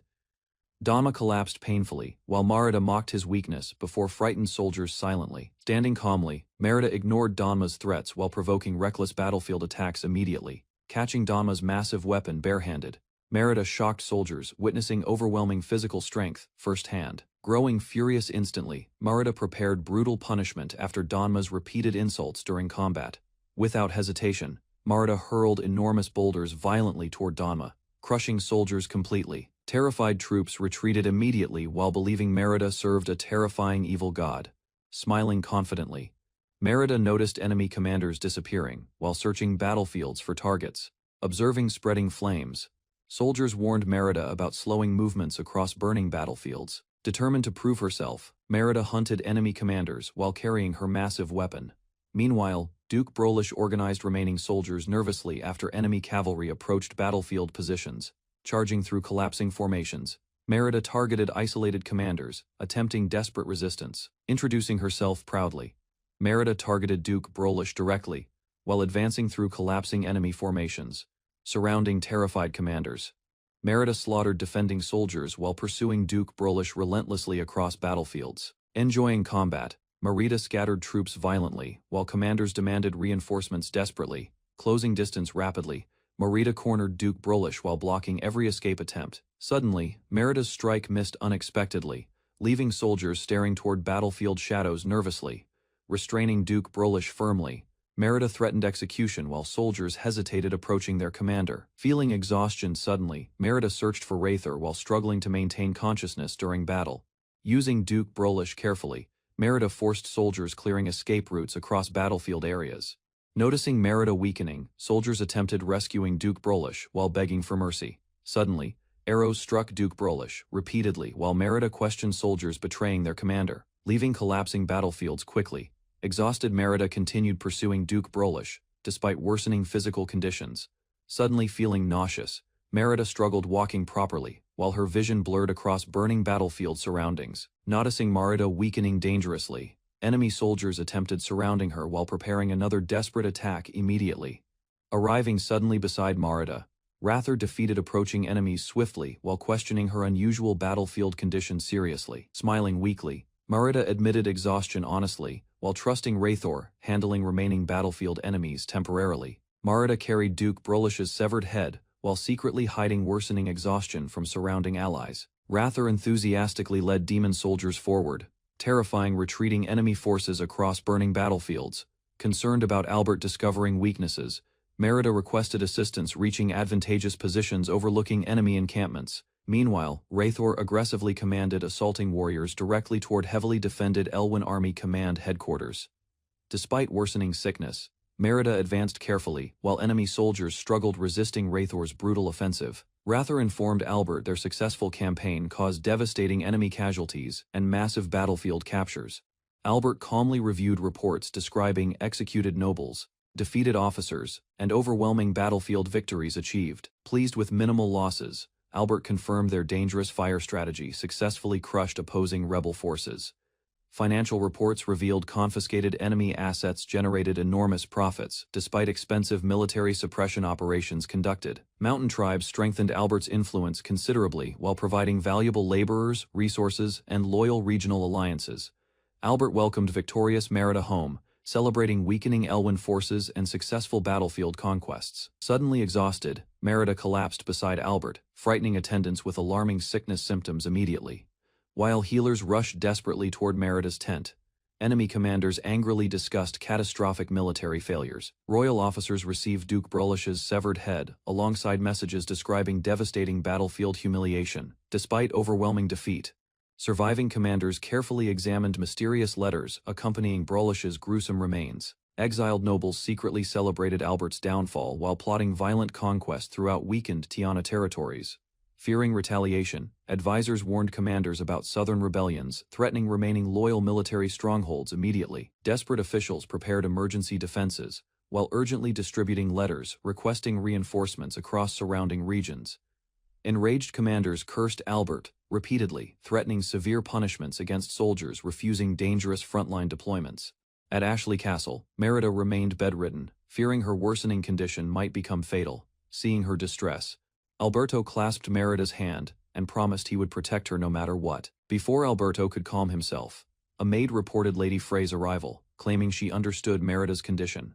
Frey explained that Merida's suffering did not come from disease, poison, curses, or injuries. After reflecting on Frey's question, Merida remembered that her monthly cycle had been absent for months. Alicia congratulated Merida and prepared warm clothes, while Alberto remained confused by her unexpected excitement. After hearing Alicia's explanation, Alberto realized Merida was pregnant, leaving her shocked and speechless. Merida repeated the news in disbelief, then rose from bed before Alberto warned against sudden movement. Frey suggested offering prayers for the baby, then reminded Alberto his responsibilities would increase. Another warrior praised Alberto's accomplishments while Alberto searched a cave for supplies and answers. Inside the cave, a veteran warrior assured Alberto that several targets would arrive soon. The warrior explained their attack pattern and instructed Alberto to strike before they lunged. When a massive snake emerged from the darkness, Alberto froze briefly, stunned by its enormous size. The warrior encouraged Alberto to claim the serpent's head, believing the offering would bless Merida and their child.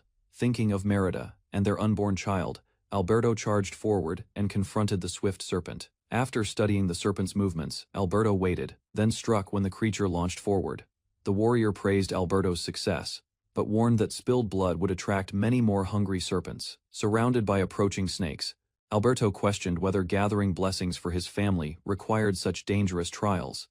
The warrior dismissed Alberto's concerns and insisted enduring hardship was necessary to secure greater blessings. While worrying about Merida's childbirth, Alberto remembered even advanced societies feared unexpected complications during pregnancy.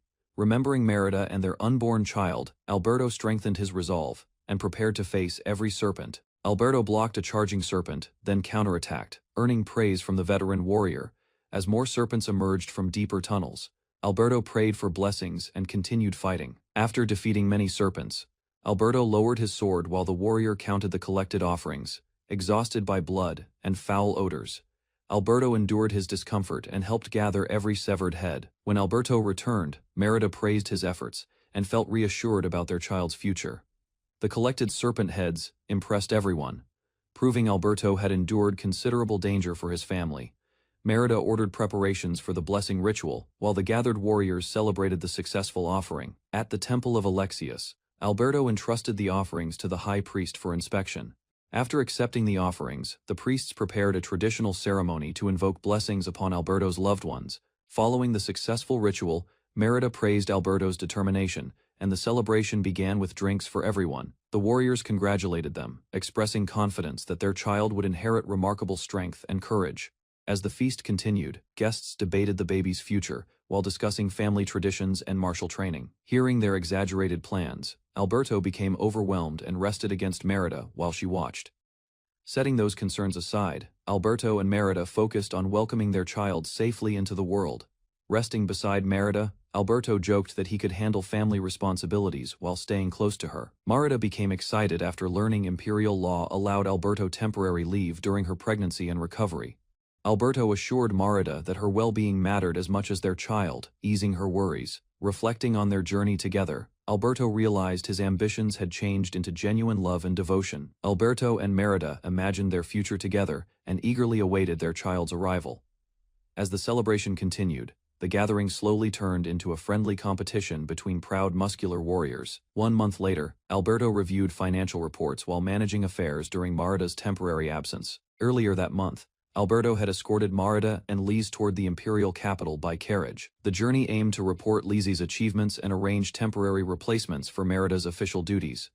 With Merida's pregnancy requiring attention, trusted officials and Alicia assumed greater responsibilities throughout the territory. Lise earned widespread praise after restoring order to the chaotic Bafust region following the Floiga family's downfall. Although challenges remained, officials considered Lise's achievements impressive and credited her efforts with strengthening regional stability. Upon returning home, Merida received a warm welcome and anticipated sharing encouraging news with Alberto.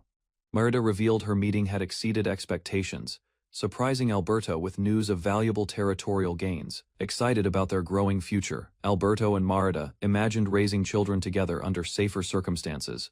While reviewing an official document, Alberto expected favorable news until the contents left him completely stunned. Reading further, Alberto realized the promised Bafust territory was replaced with ownership rights over Arcana instead.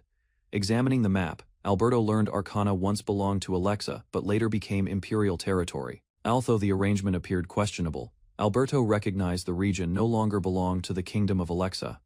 Meanwhile, Merida interpreted the decree and believed conquering Arcana would officially secure their new territory. Alberto felt disappointed because he expected Bafust as a reward, yet received no secure territory. Examining the map, Alberto realized Arcana remained hostile land and suspected the Demon King was testing him. That evening, overwhelmed by frustration and exhaustion, Alberto lay awake and mourned his misfortune.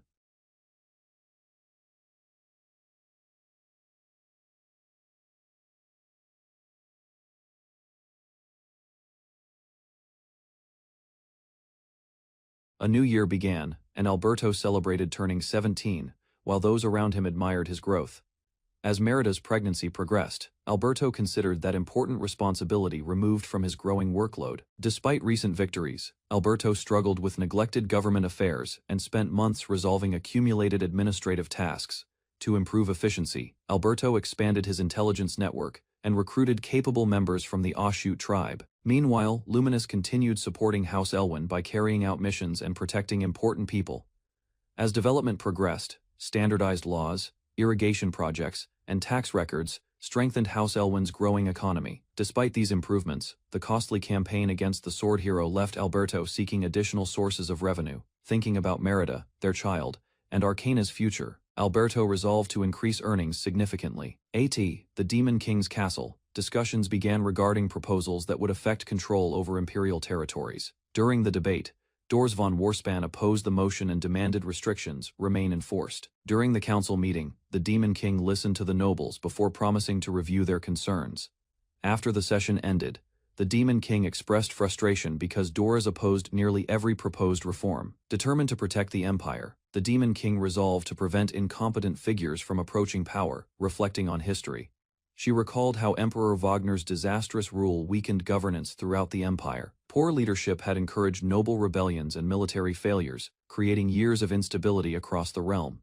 Recalling past tragedies, the Demon King explained how reformists were silenced and assassinated before achieving change. The deaths of those reformers left lasting scars, shaping the convictions of many loyal noble families. During a later imperial election, opponents unfairly blamed the Demon King for those earlier deaths. Although the accusations lacked merit, rival factions exploited them and damaged her political standing. The controversy strengthened Doris's influence, allowing him to gain supporters, despite losing the election. The Demon King explained that Arcana remained difficult to conquer, yet Merida possessed capable allies beside her. Believing Alberto could become an exceptional ruler, the Demon King entrusted part of her plans to him. Licht pledged full cooperation if Alberto requested assistance, hoping to restore honor to his family. After receiving his orders, Licht returned home and began preparing for future operations. Meanwhile, Merida invited Liz closer and warmly shared her excitement about the growing child. While resting indoors, Merida felt the baby move strongly, and she excitedly shared the moment with Liz. A maid informed Alberto that a candidate for the wet nurse position had arrived, trying to remain professional. Alberto prepared for the interview, despite distractions caused by unusual introductions. The applicant appeared embarrassed while Alberto questioned several strange details about her appearance. Alicia and Luminous concluded the interview outcome seemed obvious from Alberto's reaction. While discussing the wet nurse candidate, Merida approved and expressed confidence in the woman's suitability.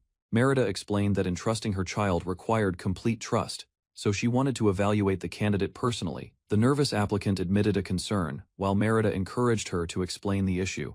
After hearing the explanation, Alberto realized the concern was manageable and reassured the candidate. Alicia revealed she had coached the applicant beforehand, leaving Alberto amused by the entire situation.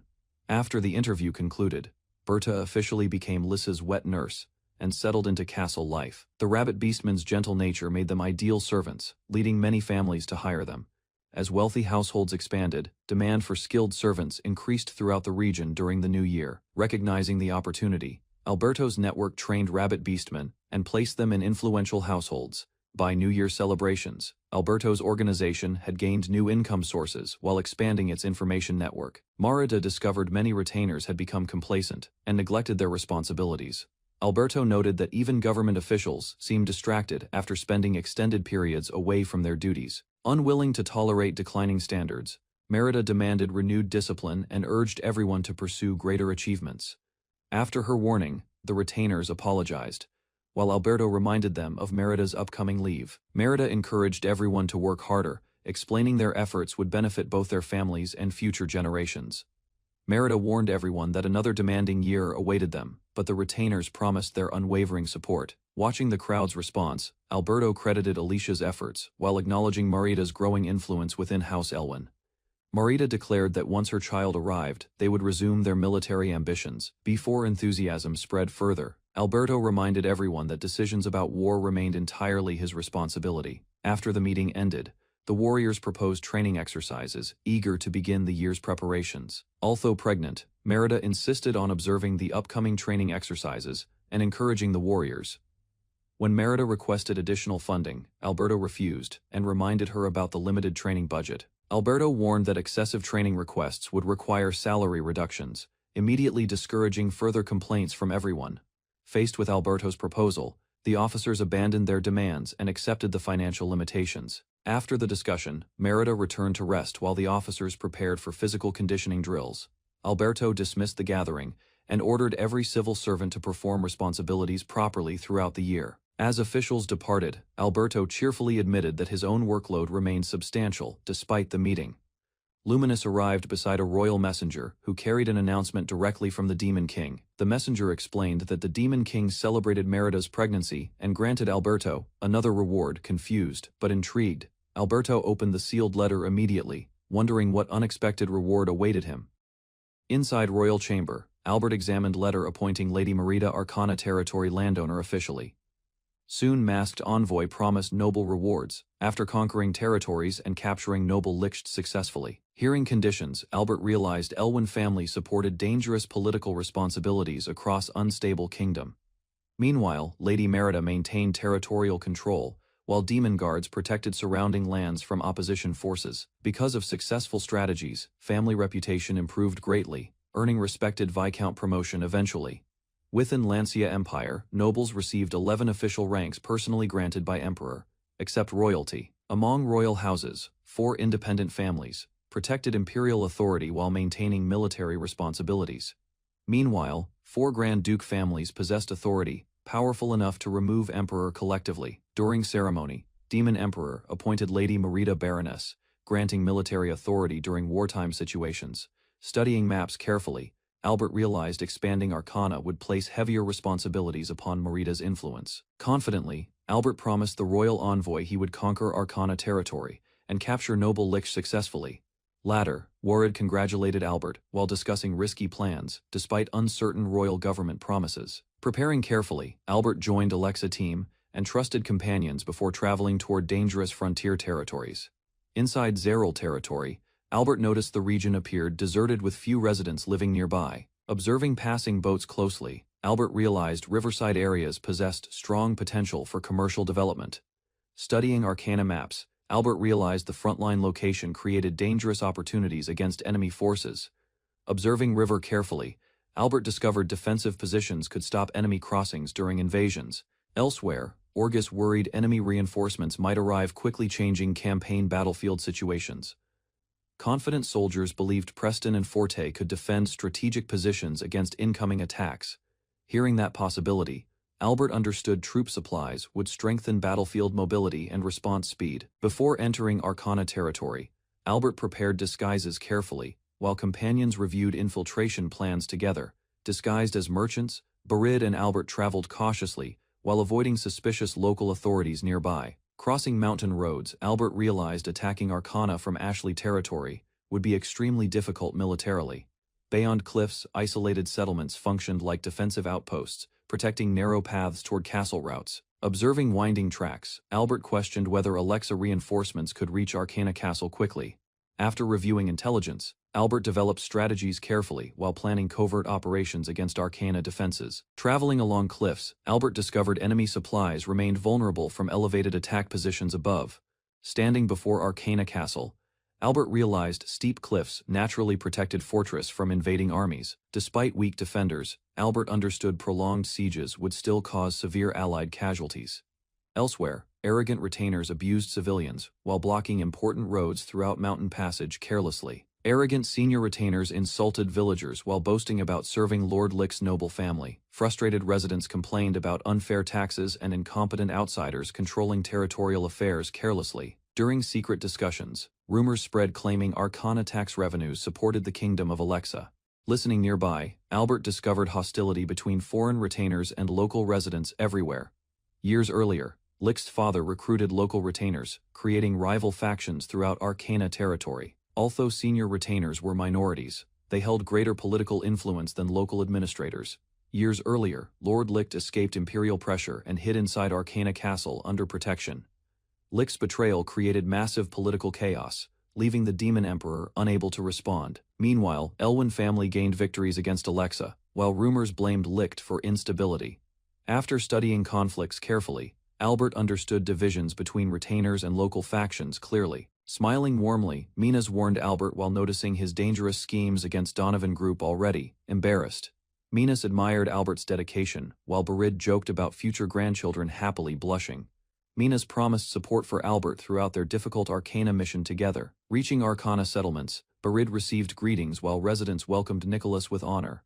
That evening, representatives invited Albert's group while preparing a banquet for their arrival. During dinner, Albert praised Nicholas while discussing dangerous conditions in Arcana mountain routes. Calmly introducing himself, Nicholas explained responsibility for resolving disputes between Arcana political factions. While drinking quietly, Albert realized Nicholas maintained balance without angering retainers or locals. Throughout banquet, Nicholas remained influential because residents trusted his judgment during conflicts. Before leaving, Albert offered discounted alcohol supplies, strengthening relations with Lord Nicholas. While observing merchant failures, Albert realized nobles rarely trusted unfamiliar traders near Lord Licht. Nicholas admitted controlling Arcana later would provide benefits despite dangerous political complications around Licht. Quietly drinking, Albert shaped conquest strategies, while feeling guilty about deceiving Lord Nicholas. During settlement visits, residents explained Nicholas arranged meetings between merchants and influential officials. Villagers revealed poor harvests and rising food prices, creating severe shortages throughout Arcana. Gathering information, Albert promised delayed supplies while continuing covert operations in Arcana secretly. Growing resentment spread among retainers because taxes increased while harvest failures devastated communities. Exploring borderlands, Albert discovered oxidized silver veins beneath rocky surfaces in abandoned mines. Miners reported silver deposits near Ashley territory could generate enormous profits for Elwyn family. Satisfied, Albert instructed Werid to strengthen Arcana relations before returning toward Ashley territory. Before departing, Barid assigned guards, while arranging escorts across the dangerous river crossing carefully. Praising Werid, Albert rewarded Luminous, because the covert mission succeeded beyond expectations. During carriage ride home, Minas nervously remembered family expectations about bearing Albert's future child. Later Minas studied Irene, Sand's romance book, while hoping to become Albert's ideal wife. Blushing intensely, Minas practiced tearful expressions awkwardly, while seeking Albert's approval romantically. Following Irene, Sand's advice, Minas practiced physical contact while Albert observed carefully. Nervously blushing, Minas struggled maintaining movements while attempting gentle interactions beside Albert. Guiding Minas, Albert demonstrated touching techniques while accidentally startling her sensitive tail. Their playful interactions continued throughout carriage, journey returning toward Ashley Castle together. Inside Alexa territory, Prince Orgus ignored warnings about postponing expeditions, despite growing political instability everywhere. Meanwhile, furious advisors warned Orgus that Prince Goran's influence continued expanding across powerful noble factions. Consumed by ambition, Orgus demanded loyal supporters while planning ruthless purges after claiming the imperial throne. Hearing those reckless declarations, senior retainers feared Goran would eventually receive overwhelming noble support. Blinded by arrogance, Orgus threatened opponents confidently, while believing military authority guaranteed unquestioned national control, enraged completely.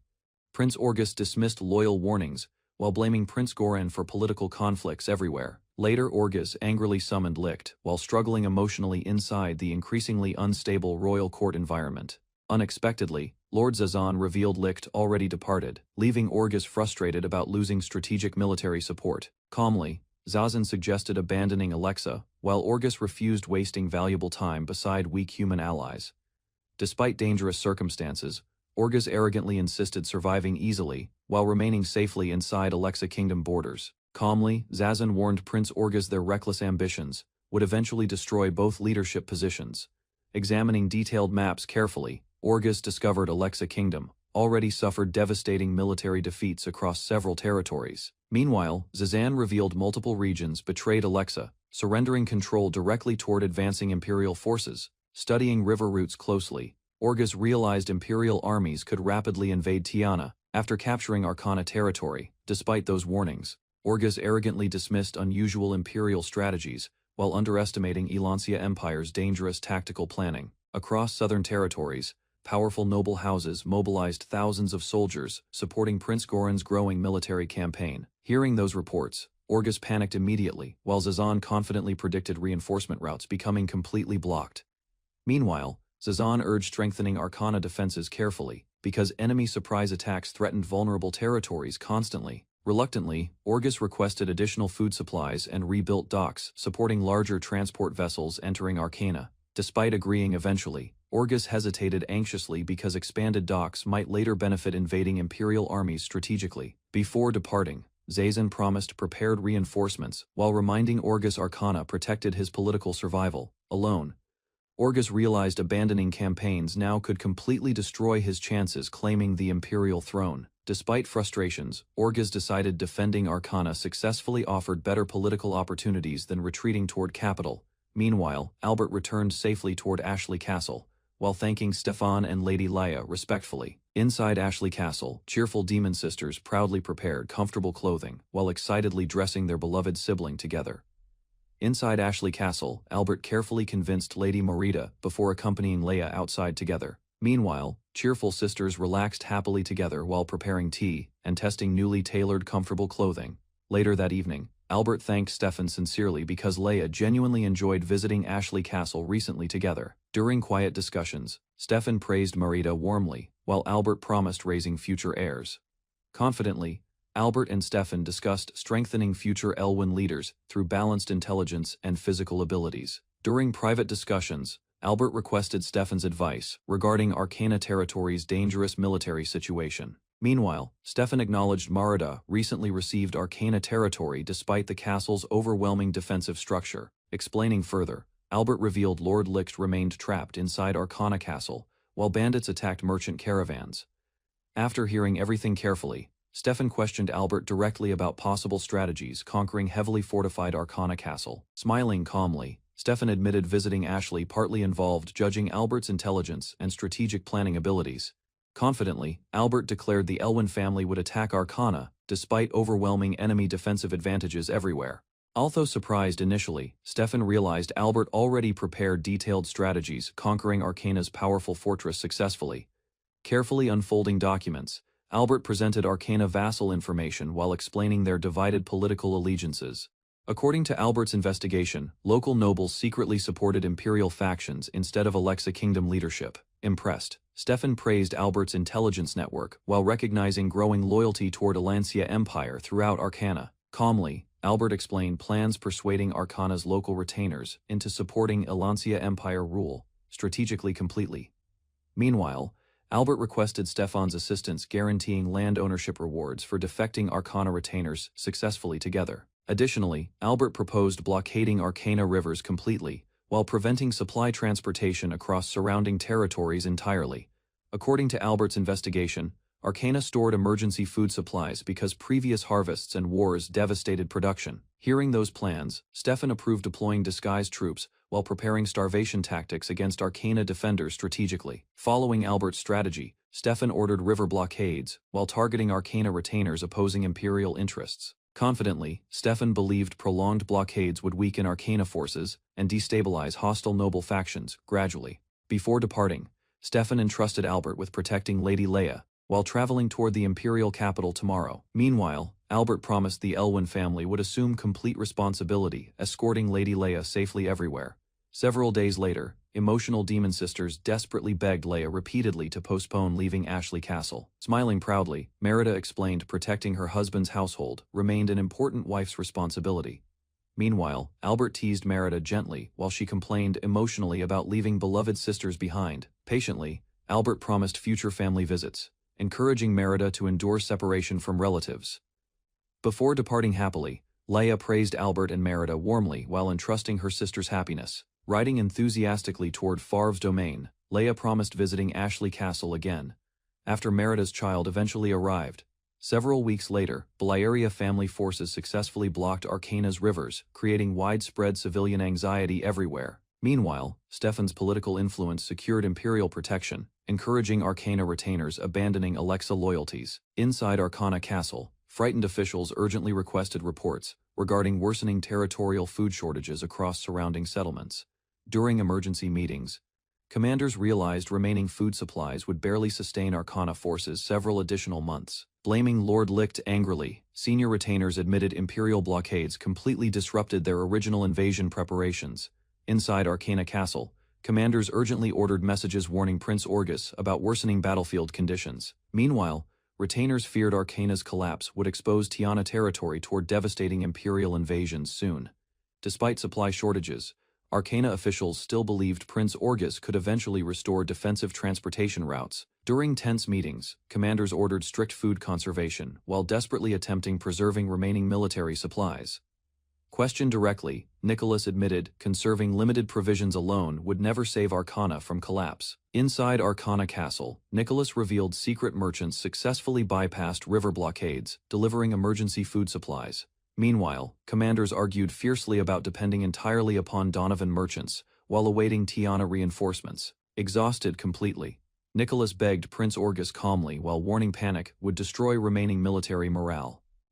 Several months later, Ashley Castle administrators informed Albert about newly selected rabbit, folk servant recruitment candidates officially. Reviewing employment documents carefully, Albert learned the first recruitment batch included 30 household workers altogether. Ashley territory merchants submitted 3 employment requests, while Albert monitored growing commercial demand carefully throughout operations. Albert observed Ashley's thriving trade economy expanding steadily, while wealthy citizens increased market activity considerably recently. Luminous trained rabbit folk maids secretly, while developing intelligence networks disguised beneath ordinary housekeeping duties throughout Ashley territory. Albert instructed administrators, prioritizing intelligence, secrecy, whistleblower protection, and fair treatment toward newly recruited workers.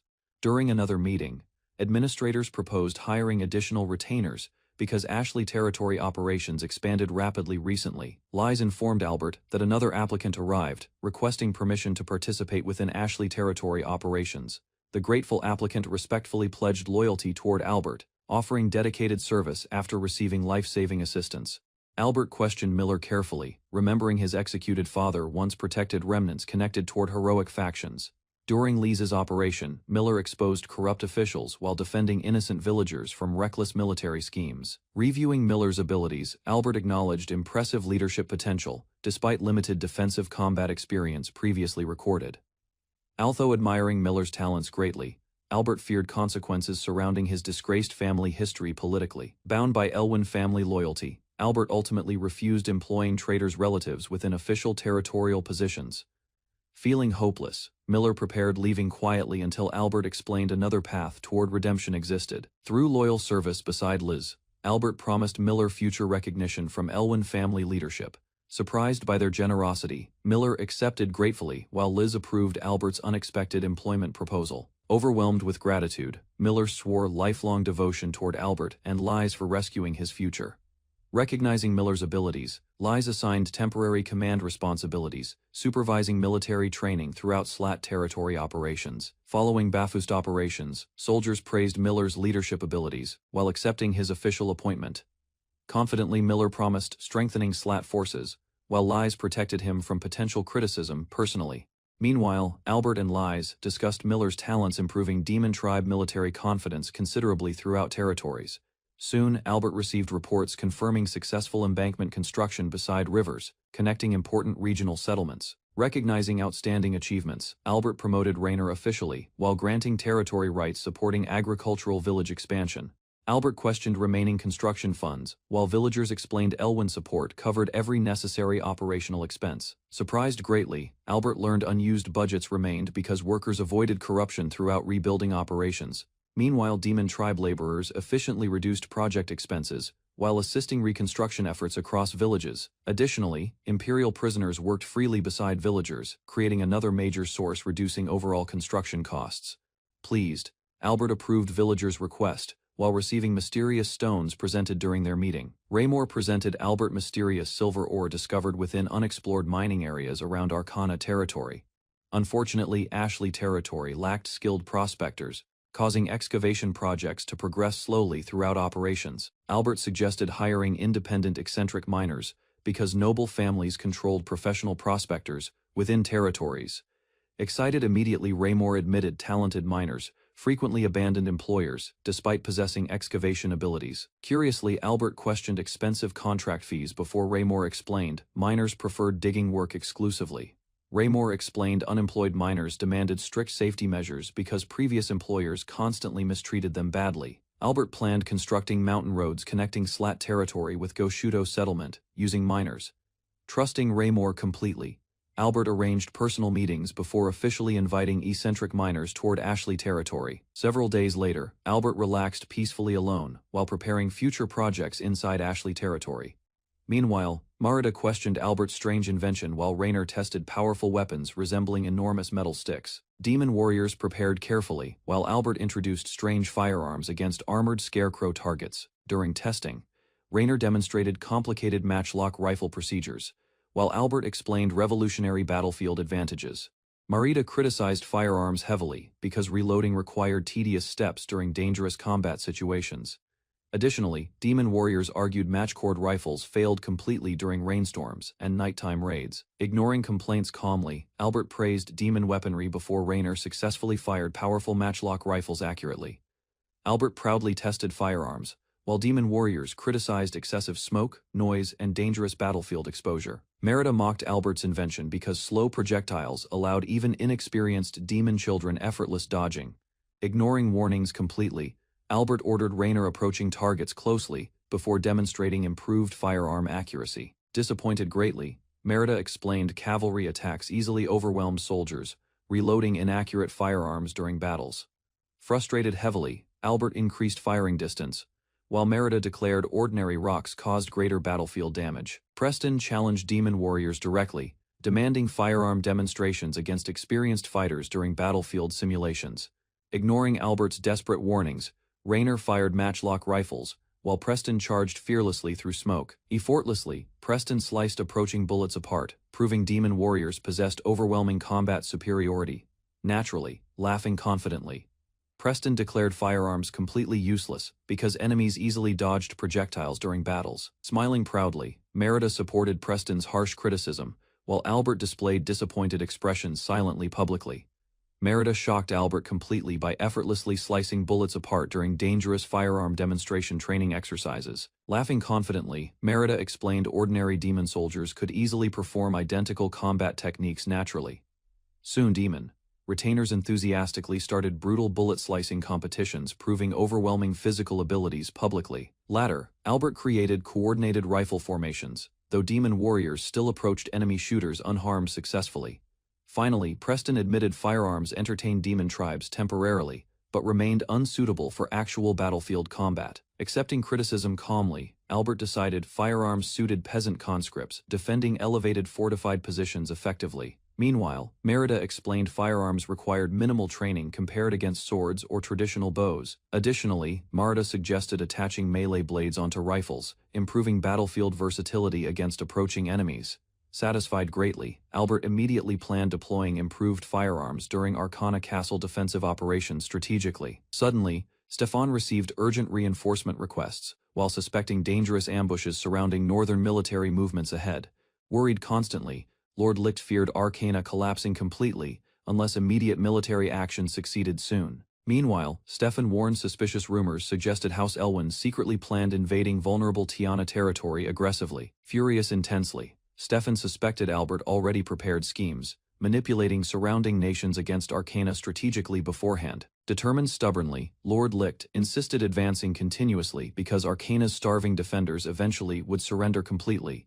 Reluctantly, Stefan accepted combined Imperial forces marching together. Once rear territories became completely secured safely, Prince Stefan reluctantly accepted Lord Licht's desperate proposal, preparing Arcana's exhausted vanguard forces immediately. However, Stefan remained suspicious, fearing hidden Imperial traps surrounding Arcana's weakening defensive positions tonight. Desperate commanders requested messengers convince Prince Orgus, delaying reinforcements until Arcana's soldiers reorganized properly. Meanwhile, Stefan secretly prioritized preserving his royal ambitions alongside surviving Arcana's dangerous collapsing campaign.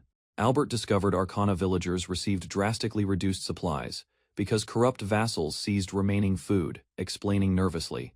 Albert revealed selfish nobles abandoned local residents, while secretly hoarding confiscated provisions. Horrified immediately, Mr. Baridi realized influential locals intentionally sacrificed starving citizens, protecting themselves completely. Although injured previously, Mr. Baridi suppressed frustration while Albert apologized unsuccessfully regarding dangerous tensions. Finally, furious villagers rallied behind Mr. Baridi, demanding retaliation against exploitative local nobles immediately. Albert urgently ordered messengers calming furious villagers before Arcana's worsening food disputes triggered violence completely. Meanwhile, Albert quietly acknowledged Arcana's severe shortages while secretly manipulating tensions between desperate local vassals. Baridi noticed rival factions cooperating temporarily because Albert redistributed supplies fairly among struggling Arcana residents. Exhausted constantly, Lord Nicholas struggled maintaining fragile peace between conflicting Erlach supporters throughout Arcana territory. Finally, Albert suspended trading operations entirely while preparing intelligence networks supporting Arcana's dangerous future strategies. Albert secretly transferred trading assets carefully, preventing investigators tracing connections toward House Elwyn successfully. Confidently, Albert instructed trusted subordinates, delivering fabricated letters directly toward influential senior faction leaders. Meanwhile, Albert relaxed briefly beside Marida while patiently anticipating Lord Licht's desperate future decisions. 3 days later, suspicious commanders urgently summoned Lord Licht inside Arcana Castle regarding discovered evidence. Shocked immediately, Stefan realized investigators uncovered Albert's forged correspondence, secretly manipulating Arcana's fragile political situation. Enraged completely, Lord Licht executed treacherous officials publicly, while terrified commanders watched silently fearfully. Meanwhile, Albert calmly celebrated Lord Licht's outburst, knowing Nicholas would distrust surrounding vassals increasingly. Arcana's worsening shortages and executions gradually intensified resentment among struggling retainers, supporting Nicholas desperately. Later, Albert approached Baridi, peacefully requesting entrance while suspicious villagers recognized Donovan trading immediately. Consequently, local residents permitted Albert's group entering Nicholas's estate, amid escalating political unrest cautiously.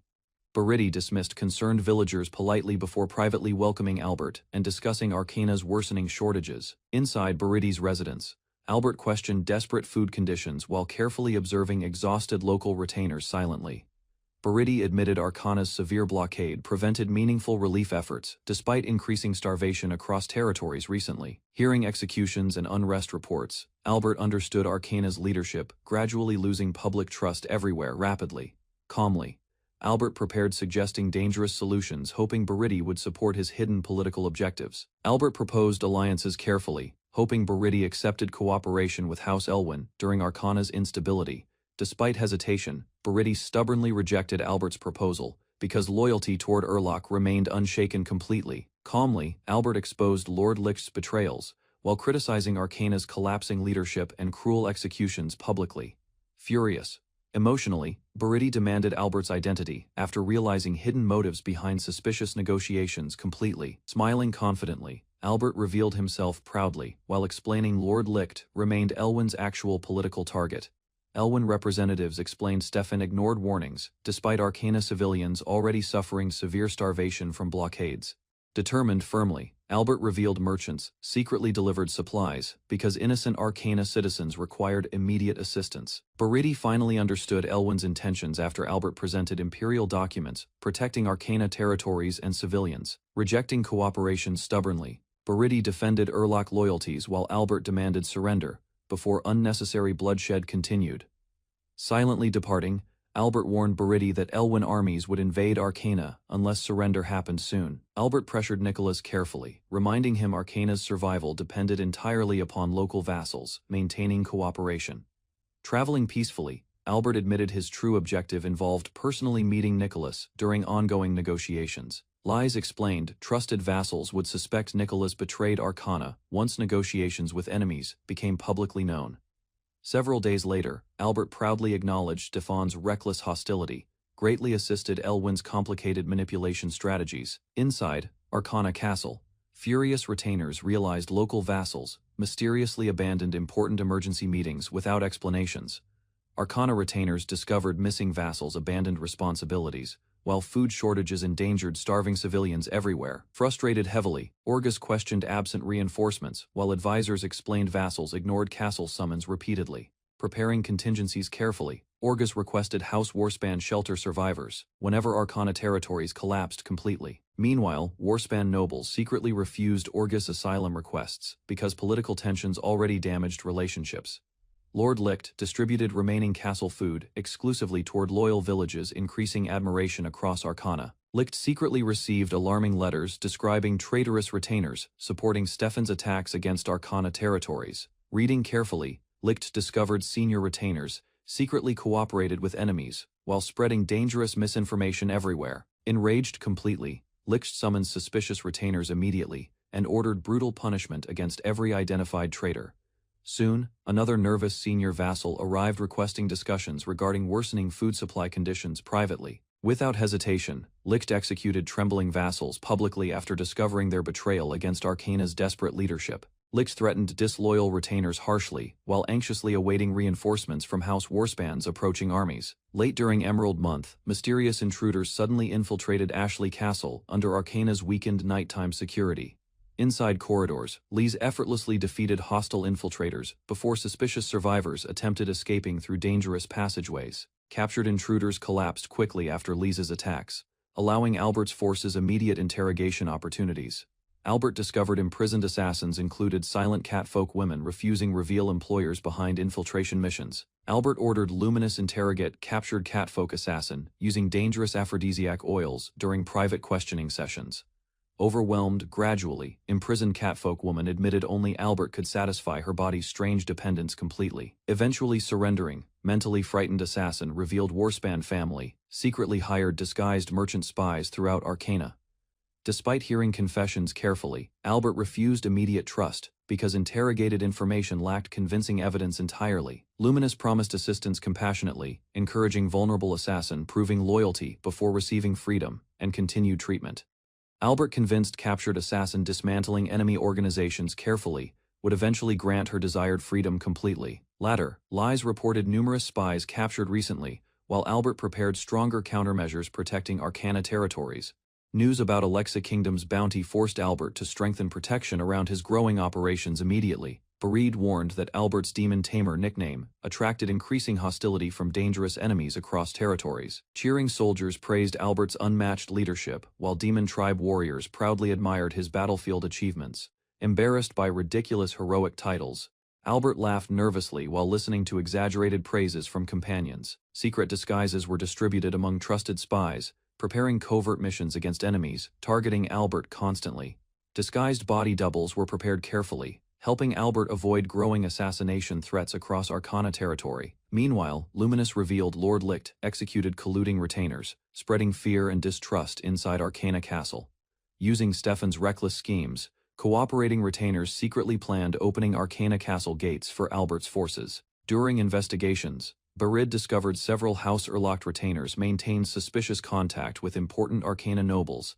Satisfied with preparations, Demon Tribe warriors awaited orders eliminating traitors immediately following completed infiltration missions. Albert accepted becoming Arcana's villain, believing future peace justified his ruthless actions and sacrifices. Several months later, Nicholas awaited Albert's arrival inside the struggling local retainer village headquarters patiently. Barid explained Lord Lick's paranoia worsened starvation while retainers constantly fought each other throughout Arcana territory. Determined to restore stability, Albert insisted only Nicholas possessed influence, capable of calming terrified citizens. Facing desperate circumstances, Nicholas hesitated, while Albert begged cooperation, preventing Arcana territory's complete destruction and collapse. Albert explained Arcana territory would face invasion unless Nicholas cooperated with House Elwyn immediately. Nicholas listened silently while Albert promised protecting his loyalty and reputation during Arcana's inevitable occupation period. Desperate to save Arcana citizens, Nicholas struggled emotionally before finally considering Albert's dangerous proposal seriously today. Accepting Albert's conditions, Nicholas agreed supporting House Elwyn for Arcana territory's future survival and stability. Detailed invasion maps impressed local retainers, though many feared consequences following Arcana territory's eventual occupation later. Gathered retainers examined Elwyn's detailed Arcana maps, realizing Albert prepared invasion plans carefully beforehand. Calmly addressing everyone present, Albert explained arrangements surrounding Arcana territory's upcoming, staged military conflict operations. Beginning next month, combined Elwyn and Alco peasant armies planned invading Arcana territory together strategically. Villagers would resist symbolically before surrendering peacefully once Elwyn forces raised predetermined red warning flags. Captured village leaders guaranteed food deliveries, ensuring Arcana citizens survived, despite ongoing territorial occupation campaigns. Albert ordered Ashley territory forces remaining hidden until Arcana operations finished successfully without interference completely. Concerned retainers questioned whether Arcana citizens would continue receiving food supplies following eventual surrender negotiations. Smiling confidently, Albert promised advancing Elwyn armies would avoid unnecessary casualties while securing important personnel safely. Nicholas warned senior vassals controlled strategic Arcana locations, making resistance against Demon Tribe forces extremely dangerous. Studying Arcana maps carefully, Albert planned deploying Demon Tribe warriors beside castle routes, attracting immediate attention. Excited retainers praised Albert's strategy, believing Lord Lick's panic would weaken Arcana castle defenses. Significantly, confident discussions continued while retainers predicted starving Arcana forces eventually surrendering without prolonged resistance battles. Cheering villagers celebrated Albert successfully convincing Nicholas and other important Locke retainers supporting Elwyn secretly. Meanwhile, Albert instructed village leaders maintaining constant communication whenever shortages threatened Arcana citizens during invasion. Nicholas agreed staging resistance carefully before surrendering publicly, preventing Lord Licht from suspecting hidden alliances early. Arcana territory negotiations concluded successfully, allowing Albert's invasion preparations advancing smoothly without unexpected complications. Returning home exhausted, Albert encountered Lady Marita angrily demanding permission, joining upcoming military operations immediately.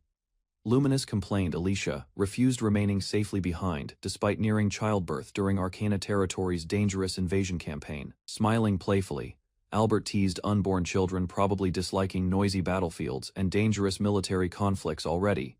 Blushing furiously, Alicia stubbornly insisted childbirth would never prevent her supporting Albert during future battles. Albert firmly refused, allowing Alicia participate directly during dangerous battles, threatening Arcana territory's unstable future situation. Frustrated heavily, Alicia complained endlessly because Albert continued rejecting her long-awaited battlefield participation requests repeatedly. Suddenly, Albert threatened informing Lady Lala regarding Alicia's reckless behavior and irresponsible battlefield ambitions.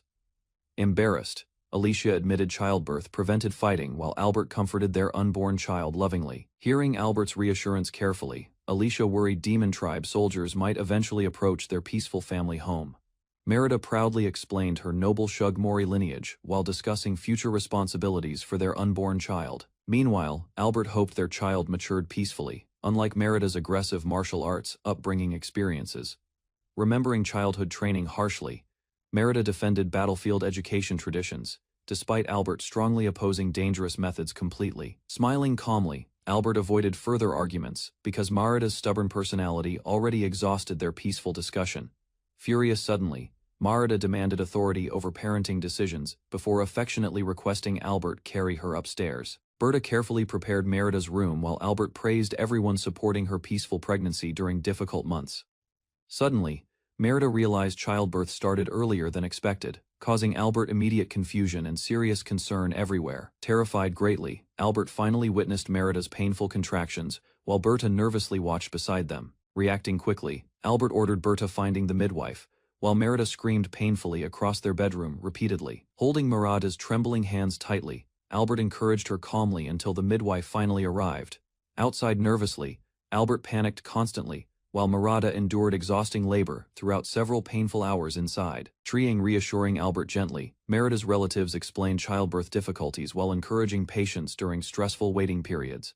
Despite comforting words nearby, Albert feared Merida suffered terribly because her delicate personality worried him. Suddenly, everyone announced Merida successfully delivered safely, while Albert celebrated emotionally beside relieved family members.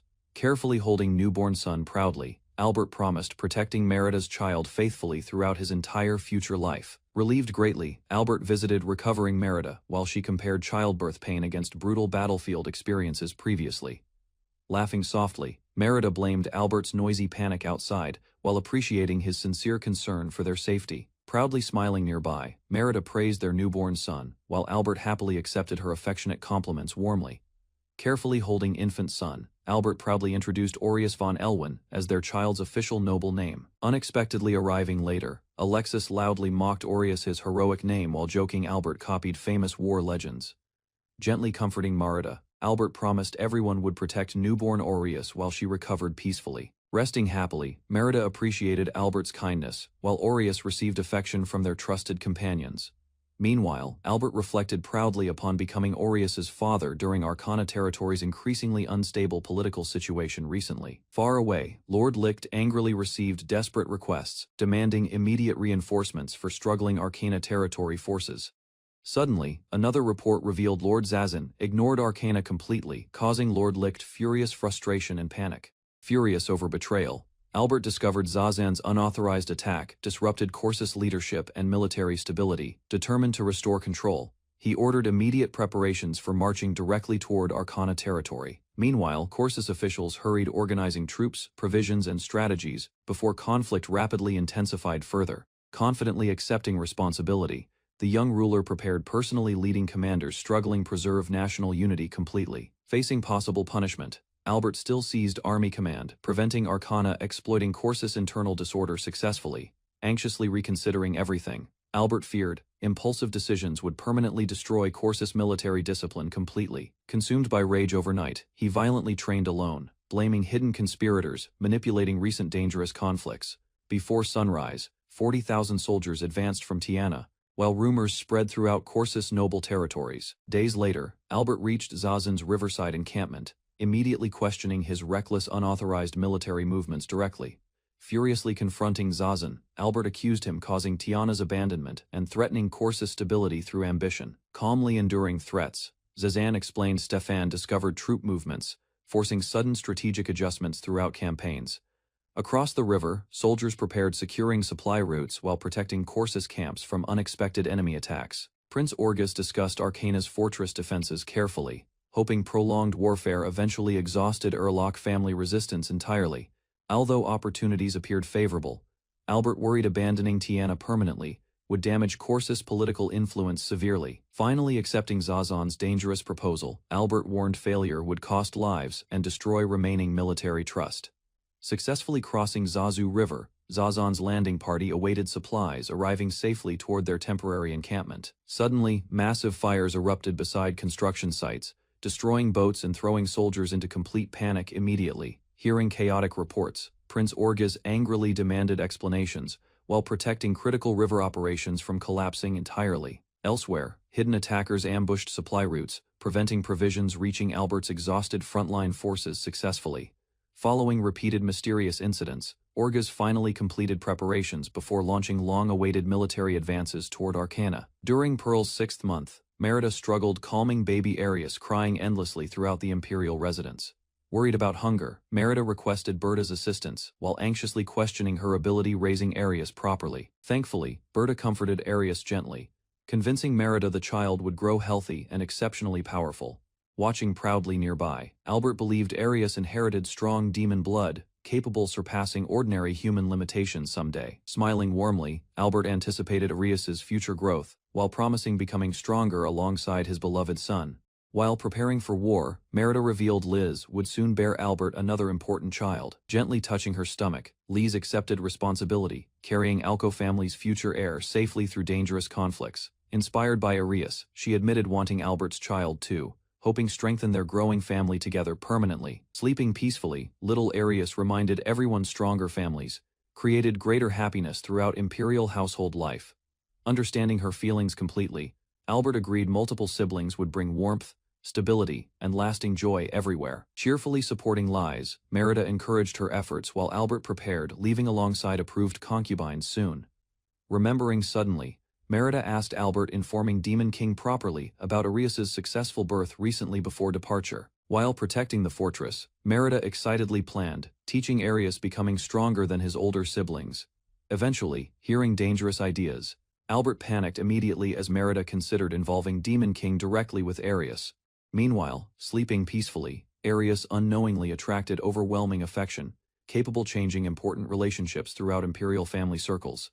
Concerned about safety, Albert warned Merida never inviting Demon King while he remained absent from home. Confidently explaining future plans, Albert promised personally introducing Arius after conquering Arcana's remaining territories completely. Agreeing thoughtfully, Merida admitted requesting immediate visits from Demon King might create unnecessary complications temporarily. Soon, Merida appointed Liz commanding Arcana invasion forces, demanding flawless victories throughout every captured territory. Accepting proudly, Liz vowed crushing Arcana entirely, while Albert received command over specialized assault operations. Assigning important responsibilities, Merida ordered Albert capturing Licht von Erlaucht beside Liz during upcoming invasions. Proudly wearing disguises, Albert promised using intelligence and deception, ensuring Licht's unavoidable capture without resistance whatsoever. Preparing carefully beforehand, Albert created body doubles protecting himself, while continuing dangerous battlefield operations successfully everywhere. Examining disguises closely, Merida admitted identical appearances failed, copying Albert's unique scent and natural presence completely. Laughing confidently, Merida decided placing disguised doubles inside Albert's office during lengthy military campaigns ahead. Smiling teasingly, Merida claimed Albert possessed unusually sweet scents, noticeable even among trusted companions.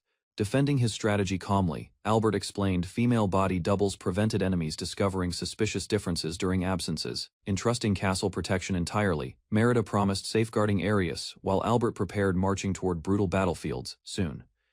Inside Elwyn's command tent, Albert gathered commanders together before officially beginning urgent wartime strategy discussions immediately. Facing limited time carefully, Albert warned everyone Arcana's approaching harvest season demanded swift military victories without delay.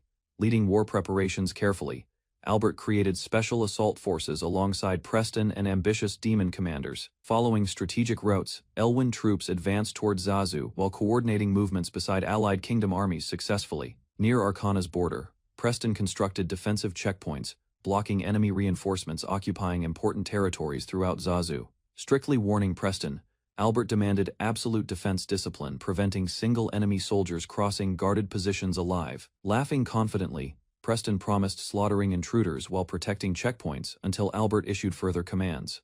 Leading war preparations carefully, Albert created special assault forces alongside Preston and ambitious demon commanders. Following strategic routes, Elwyn troops advanced toward Zazu while coordinating movements beside allied kingdom armies successfully. Near Arcana's border, Preston constructed defensive checkpoints blocking enemy reinforcements, occupying important territories throughout Zazu.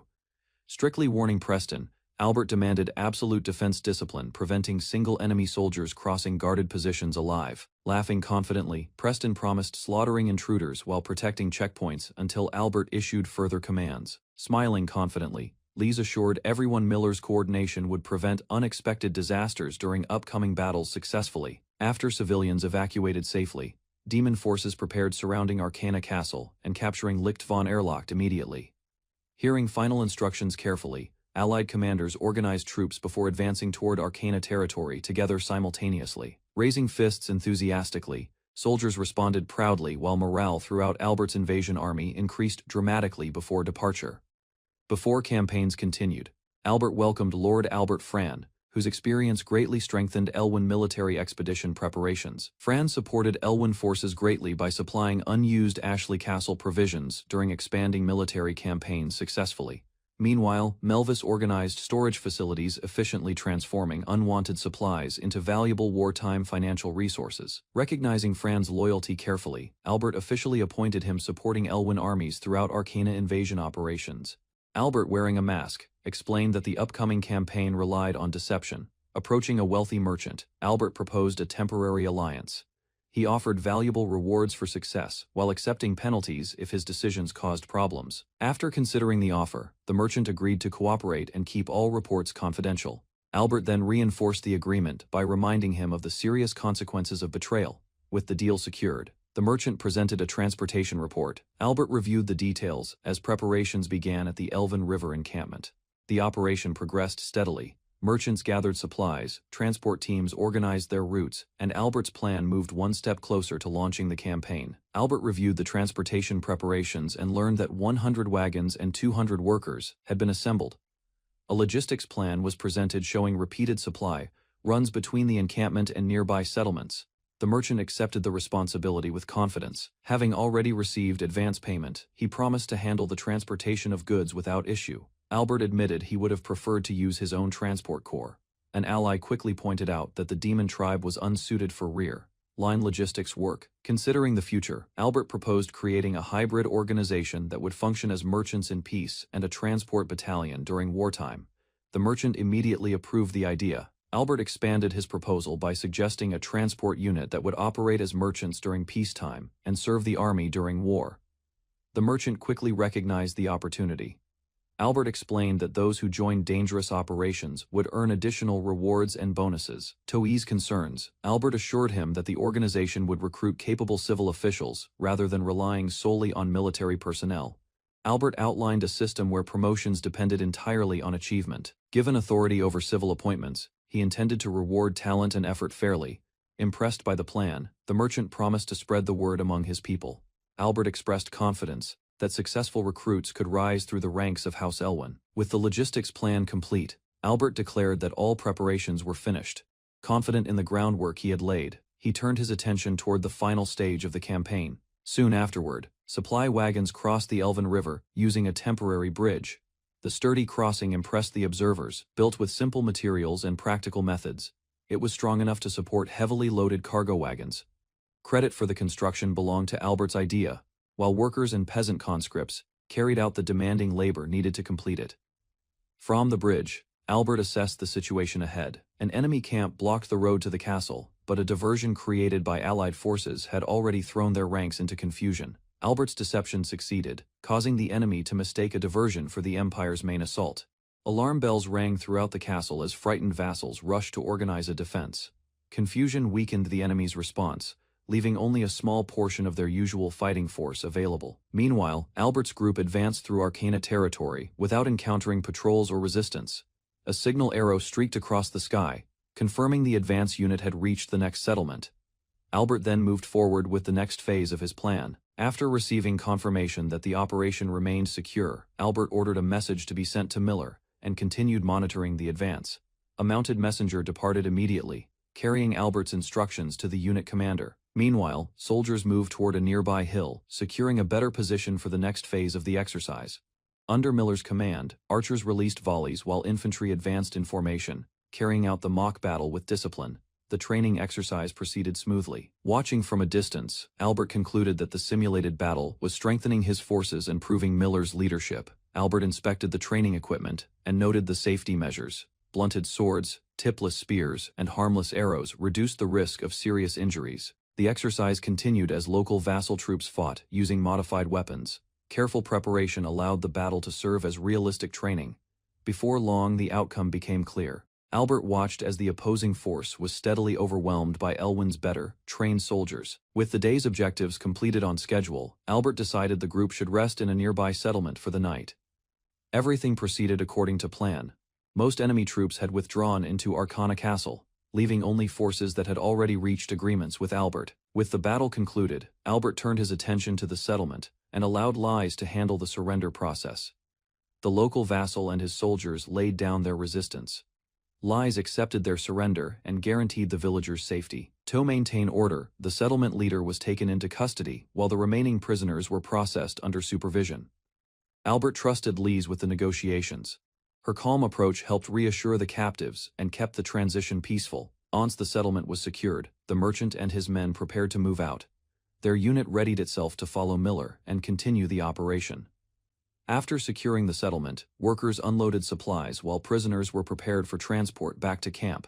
Fresh goods were already being brought in. Franz supervised the operation closely. To maintain efficiency, he pushed the merchants to keep pace with the demanding schedule. Next, the transport network expanded. Fran divided the 100 wagons into smaller groups and established supply depots in captured settlements. The new system reduced delays on narrow roads and kept supplies moving smoothly between locations. Morale among the merchants remained high. As work continued, Lise distributed food to the exhausted workers. The meal provided a welcome break before the next stage of the campaign. Lise distributed supplies prepared by Merida, ensuring the villagers had enough food and resources to meet their immediate needs. The residents welcomed the aid with gratitude. Confidence in House Elwyn grew as the promised support finally reached the settlement. Albert then explained that the villagers only needed to assist transport units and help maintain local security in return. Hearing the proposal, the people readily agreed. Many blamed their hardships on the kingdom's leadership and chose to support House Elwyn instead. With the settlement secured and its loyalty gained, Albert prepared to move onward. The success encouraged him as the campaign advanced to the next destination. As the operation continued, Albert noted that everything was progressing according to plan and ordered the group to move to the next settlement. Lise finally understood the purpose behind the fake war. Winning the trust of Arcana's people had been more important than claiming territory by force. Albert believed the region would become essential to House Elwyn. Gaining the people's loyalty was the key to securing that future. Meanwhile, food was distributed to surrendered villagers and daily life gradually returned to normal in the occupied settlements. Not everyone remained behind. Senior vassals and other influential figures were taken prisoner and transported to the rear camp while refugees continued fleeing toward Arcana Castle. As the campaign advanced, Albert ordered the detention of anyone who refused to surrender. He wanted to prevent sabotage and secure the transport network. Settlements that pledged loyalty to House Elwyn were left unharmed. Responsibility for the conflict was directed toward the senior vassals hiding inside the castle. Approaching Arcana Castle, Albert remained focused on the military objective. Distinguishing allies from enemies was essential for the operation. Meanwhile, guards intercepted another messenger attempting to reach the castle and call for reinforcements. The captive was taken away for questioning. By repeatedly stopping messengers, Albert's forces continued isolating the castle from outside support. As more messengers were captured, Albert's allies joked about the growing number of prisoners. Even so, the interrogations continued without interruption. Meanwhile, Lord Licht remained barricaded inside Arcana Castle. Fear of House Elwyn's advance drove him to repeatedly request reinforcements. After questioning the captives, Albert's forces allowed selected messengers to continue south. They carried news that the kingdom had abandoned Licht. The message was carefully designed to weaken confidence in the kingdom's promises and discourage loyalty among the remaining vassals. With support unlikely to arrive in time, Albert encouraged further pleas for aid. Each unanswered request pushed Arcana Castle closer to isolation. Within 15 days, House Elwyn controlled most of Arcana territory. The campaign advanced steadily as enemy checkpoints were bypassed and isolated. Soon, the final collaborator on Albert's list surrendered. With that, organized resistance across the region nearly disappeared. Albert met Nicholas, whose cooperation had helped protect local villagers faced with overwhelming pressure. The remaining holdouts had little choice but to submit. Their discussion revealed that Albert had spent years cultivating trustworthy allies. Those efforts now paid off during the campaign. Pleased with the results, Albert credited Nicholas for the smooth conquest. Thanks to loyal supporters, the invasion achieved its objective without major incidents. Nicholas credited Albert, the invasion force, and the transport teams for the campaign's success. He viewed his own role as minor in comparison. Despite the victory, Nicholas remained humble and invited Albert into his mansion to continue their discussion away from the summer heat. Across the settlements, food and alcohol were distributed to the people. The celebrations helped strengthen bonds between villagers and Elwyn's forces. Albert reflected on the campaign with satisfaction. By winning support instead of relying on bloodshed, he had achieved exactly the outcome he wanted. As the gathering ended, Albert looked toward the final objective. Only the capture of Arcana Castle remained before the campaign could be considered complete. Nicholas observed that only the senior vassal's private forces remained inside Arcana Castle. Even then, he suspected Albert still had additional plans in reserve. Albert neither confirmed nor denied the claim. Instead, he encouraged Nicholas to rest while waiting for the castle's inevitable fall. Before departing, Albert promised that once Arcana Castle was secured, he would continue working for the people of Arcana. A leader announced a tax exemption for the entire Arcana territory after receiving approval from the ruling authority. The official explained that the exemption was granted because Arcana had become one of the region's most successful noble territories. Meanwhile, plans were prepared to increase revenue. Tax evasion had been eliminated, while remaining resources from the demon tribe were organized for future use. In addition, local products achieved strong sales and generated large profits for the territory. Finally, Arcana's growing influence attracted attention. Surrounded by mountains, the territory remained difficult to approach, making information from other nations highly valuable. Albert reviewed a map showing a silver vein and considered a proposal to develop a new mine. Confidence grew as the potential benefits became clear. A successful mining operation would provide resources for expansion and strengthen nearby settlements. Later, the officials celebrated the progress and shared a toast to Arcana's future prosperity. That night, Albert returned home after discussing long-term plans and reflecting on the territory's development. Meanwhile, a companion appeared in a maid outfit, creating an unexpected moment that ended the day on a lighter note. Lies showed the maid outfit she had wanted to wear and waited for Albert's reaction. After seeing it, he felt that it matched her appearance well. Their discussion shifted to Lisa's worries about her identity. Growing changes made her concerned that others might discover the truth she had been hiding. Thoughts of the future weighed on her mind as she reflected on her role and the inheritance she hoped to secure. Doubts remained about whether other claimants would accept her position once her secret became known. Albert reassured her through his actions, reminding her that the people respected her dedication. Sincerity. Lies felt embarrassed as Albert praised her efforts. Despite her achievements, she believed she was only doing what was necessary for the territory. The conversation became more personal as they spent time together. Gradually, her nervousness mixed with growing trust. Soon Albert helped her relax after a long day. The quiet moment allowed her to set aside her worries for a while. Thoughts of their companions briefly interrupted the mood, reminding Lies of the lively people around them. In the end, she looked at Albert with anticipation, curious about what he intended to do next as their bond continued to deepen. Lies admitted her feelings and revealed her desire to stay close to Albert. Hearing her words, he responded with confidence and eased her concerns. Soon, Albert began helping her relax after a long day. Trust between them grew as they spent more time together. Although nervous, Lise tried to remain calm. The unfamiliar situation left her overwhelmed, yet she continued to rely on Albert's support. Meanwhile, Albert reassured her that everything was fine and encouraged her not to worry. By the end of the night, embarrassment still lingered, but Lise felt secure, knowing she could openly show her emotions around him. Lise became overwhelmed as she spent a long and emotional night with Albert. Her feelings grew stronger, and she struggled to keep her composure. By morning, both of them were exhausted after staying together for hours. The peaceful night soon came to an end. Meanwhile, preparations for war continued. Soldiers advanced through the forest and moved into position around Arcana Castle.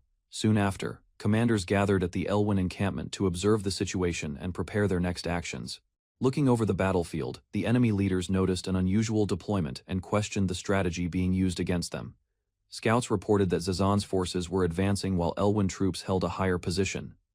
Enemy commanders studied the situation and questioned the strategy. Despite their doubts, they believed another army should have already begun its attack. Meanwhile, some officers argued that the opposing commander lacked military skill, while others suspected a hidden purpose behind the deployment.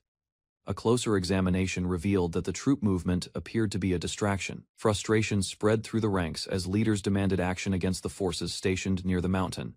The commander rejected all objections and insisted that his orders would not change. Confident in his judgment, he dismissed anyone who questioned the plan. Meanwhile, concerns continued to grow among the officers. Despite the tension, they were forced to follow the commander's decision. Elwyn banners had appeared in front of the castle, suggesting that Albert's forces had completed their encirclement. Realizing the situation had changed, several leaders decided to move and unite with Albert's army before it was too late. Last, preparations for a counterattack began as troops assembled, drums sounded, and the march toward battle commenced. Confident in his plan, the enemy commander ordered an immediate attack against Alexa's army at the foot of the mountain. The cavalry charge gained momentum, as the commander led from the front, expecting a decisive victory over the opposing troops. Suddenly, Elwyn's soldiers appeared on the battlefield and disrupted the attack. Their unexpected arrival shocked the defenders. Preston von Elwyn pushed deeper into the enemy ranks, challenging anyone brave enough to stand against him. Panic spread through the battlefield as soldiers realized their supplies were cut off. Faced with mounting losses, many began searching for a way to escape. Seeing the enemy retreat, a commander ordered his troops to surround the fleeing soldiers and prevent anyone from escaping. The pursuit succeeded, as the retreating forces were driven into a single area. Their options for escape quickly disappeared. Meanwhile, Preston took advantage of the situation and charged into the trapped enemies. His overwhelming attack left little room for resistance. Panic spread among the remaining soldiers.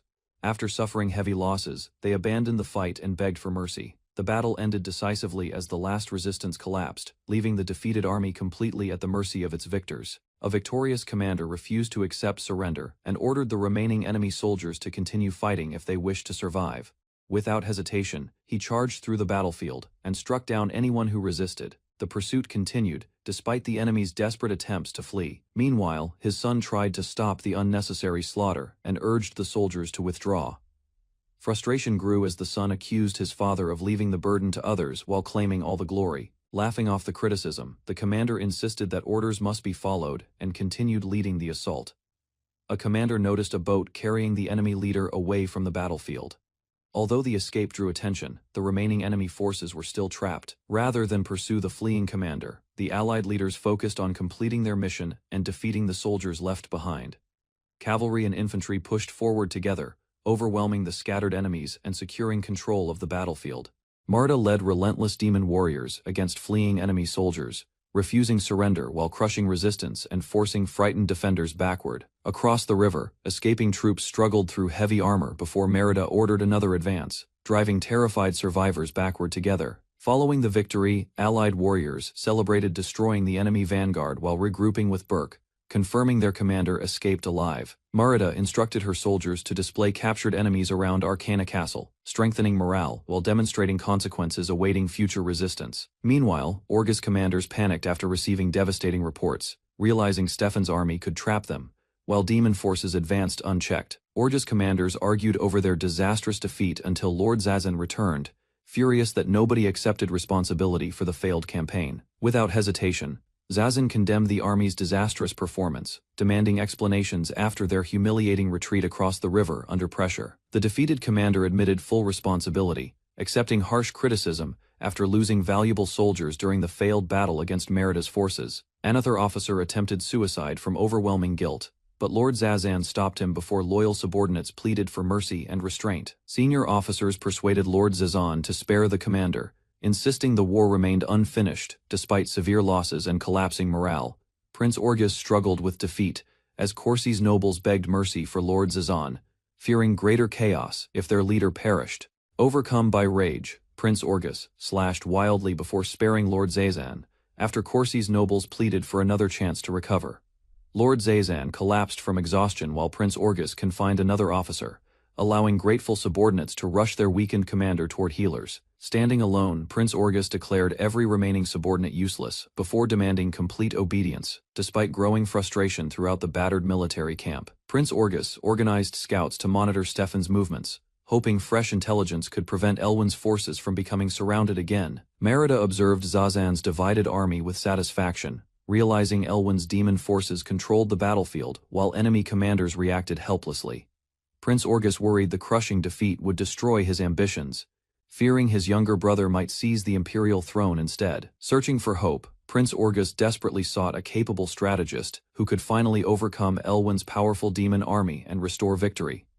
Meanwhile, Albert reached the front line as Merida celebrated another easy triumph, expecting their next target to become the enemy fortress. Burke boasted about his overwhelming strength, eagerly awaiting another battle while wondering whether smashing castle gates would finally challenge him. Albert ordered every demon soldier to assemble before the camp, insisting they demand surrender before launching the final assault together. Merida and Burke preferred immediate slaughter, but Albert rejected unnecessary bloodshed and insisted everyone obey his battlefield strategy.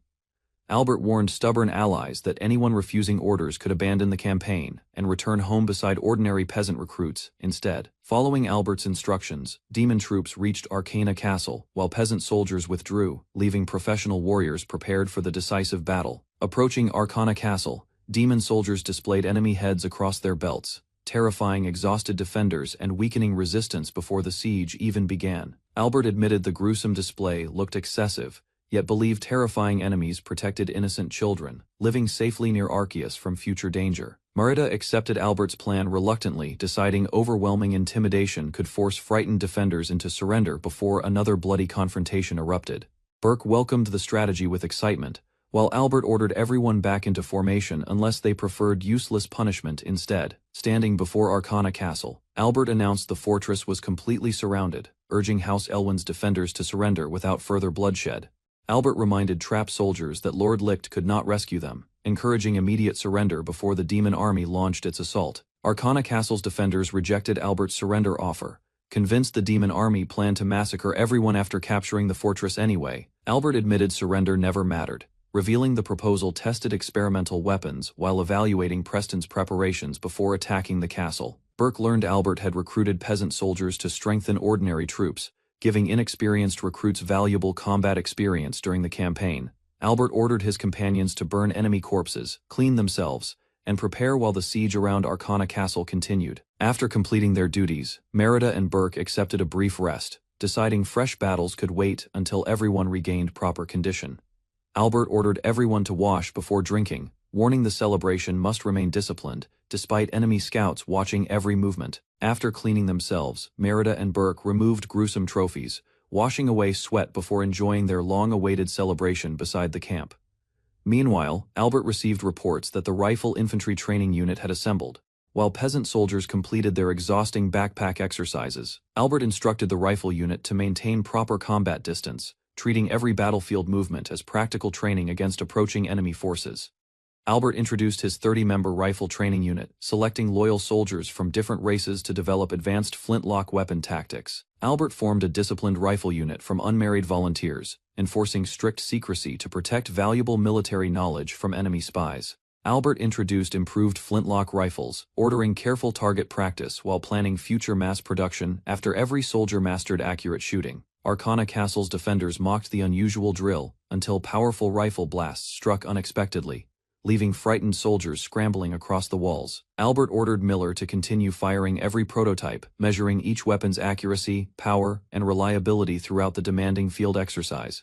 The rifle unit followed Albert's commands without hesitation, unleashing repeated volleys while testing every experimental firearm under realistic battlefield conditions. Inside Arcana Castle, frightened defenders questioned the mysterious weapons, urging archers to retaliate, despite growing panic and complete confusion. Meanwhile, Albert's rifle unit unleashed relentless volleys, forcing terrified defenders behind cover as thunderous blasts echoed across the fortress walls. During the celebration, Preston observed the bombardment with Burke, suggesting every slat warrior should eventually receive those experimental rifles for battle. Confident in close combat, Burke insisted disciplined warriors relying upon physical strength remained stronger than distant gunfire during fierce engagements. Albert explained the rifles remained unfinished, yet successfully suppressed enemy archers and protected advancing demon soldiers throughout the siege.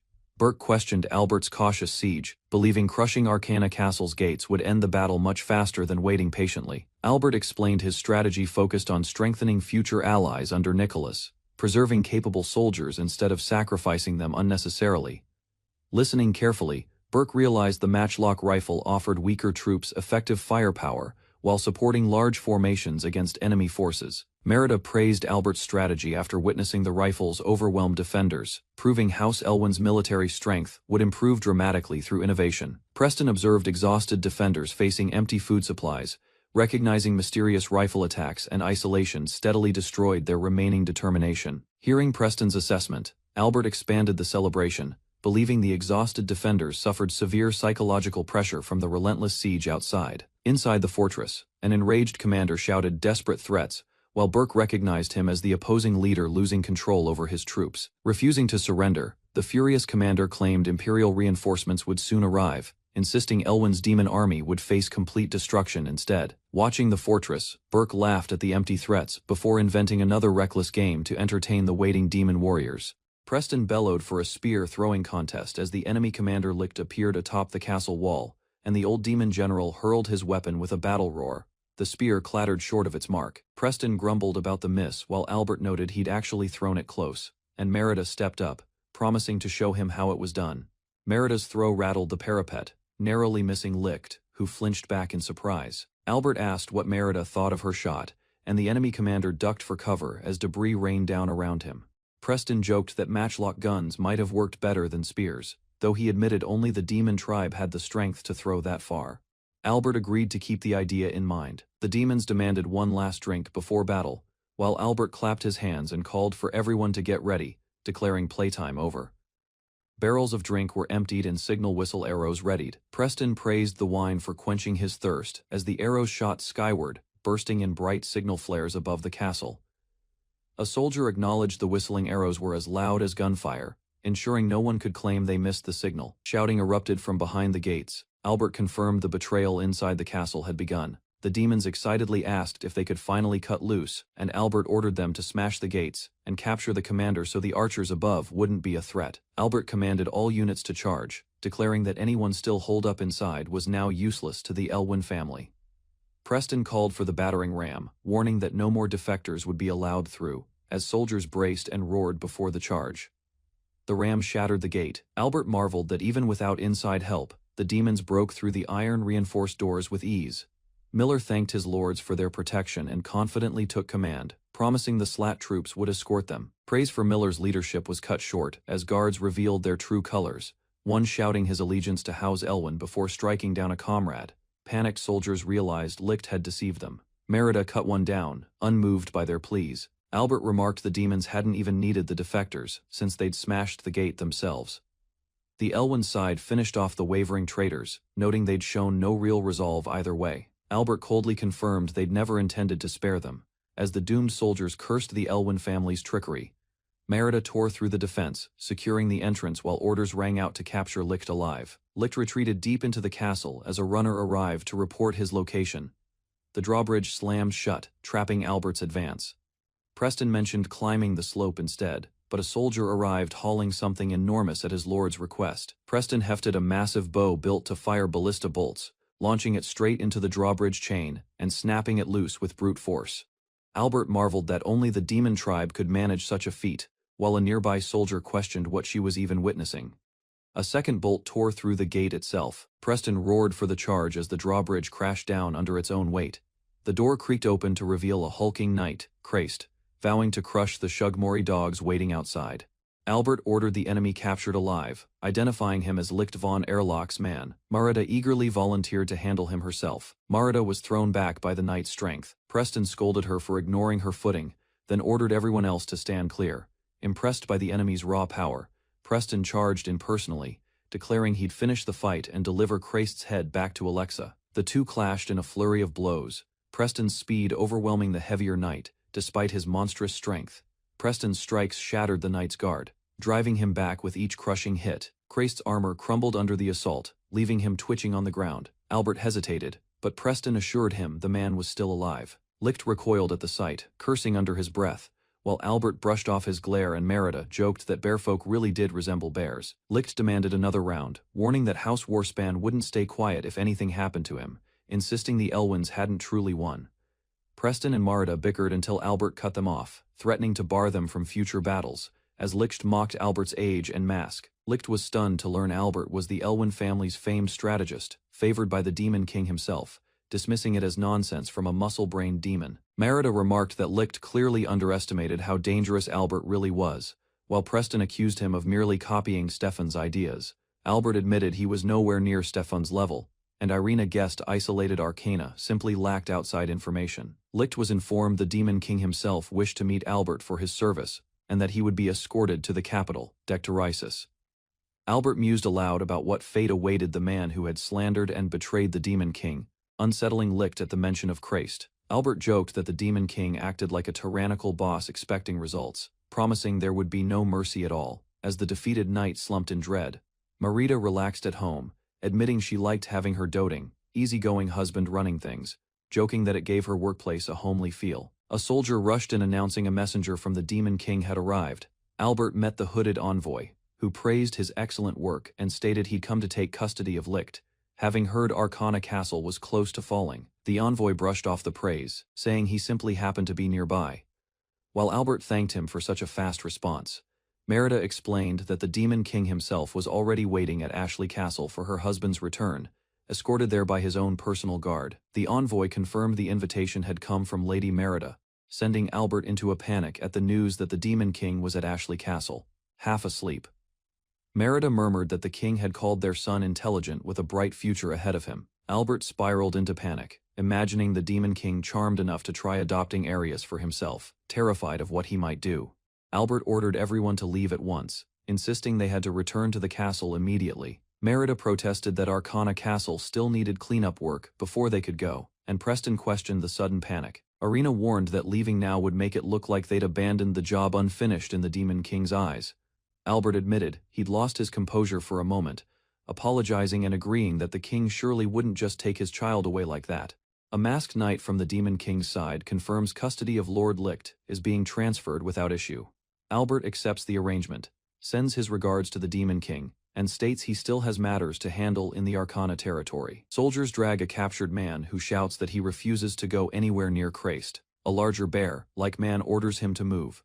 Guards wheel a caged prisoner forward, warning him to pray Emperor is in a good mood, since this punishment is the result of rumors he spread during the election. Albert greets his soldiers and declares the next phase, clearing out the castle, calling it one nuisance handled. The siege of Arcana Castle ends. House Elwyn suffers no deaths, while House Airlocked loses 88 men with no survivors. Surviving vassals loyal to the defeated house are sold to foreign slave traders, while those loyal to House Elwyn are kept to repopulate the land. Albert plans to appoint Nicholas as Chief Magistrate of Arcana. A cat-eared subordinate reports finding a hidden escape route leading out of the castle. Investigation reveals 2 tunnels, both exiting on the Empire's side, one near the Elfin River, and one close to the East Highway. The subordinate suggests destroying the tunnels, but Albert realizes bandits on the highway had been using this very route. Albert orders the highway tunnel sealed, while the one leading to the Elfin River is left intact for future use. In battle, Lord Preston and his men wipe out the kingdom's vanguard and castle garrison entirely. A noble grows irritated, worrying that without military achievements, Orgus's succession will become impossible, and wonders if he could be lured out. Albert notes that if Orgus dies now, the throne would fall to him regardless, especially with King Alexa in critical condition.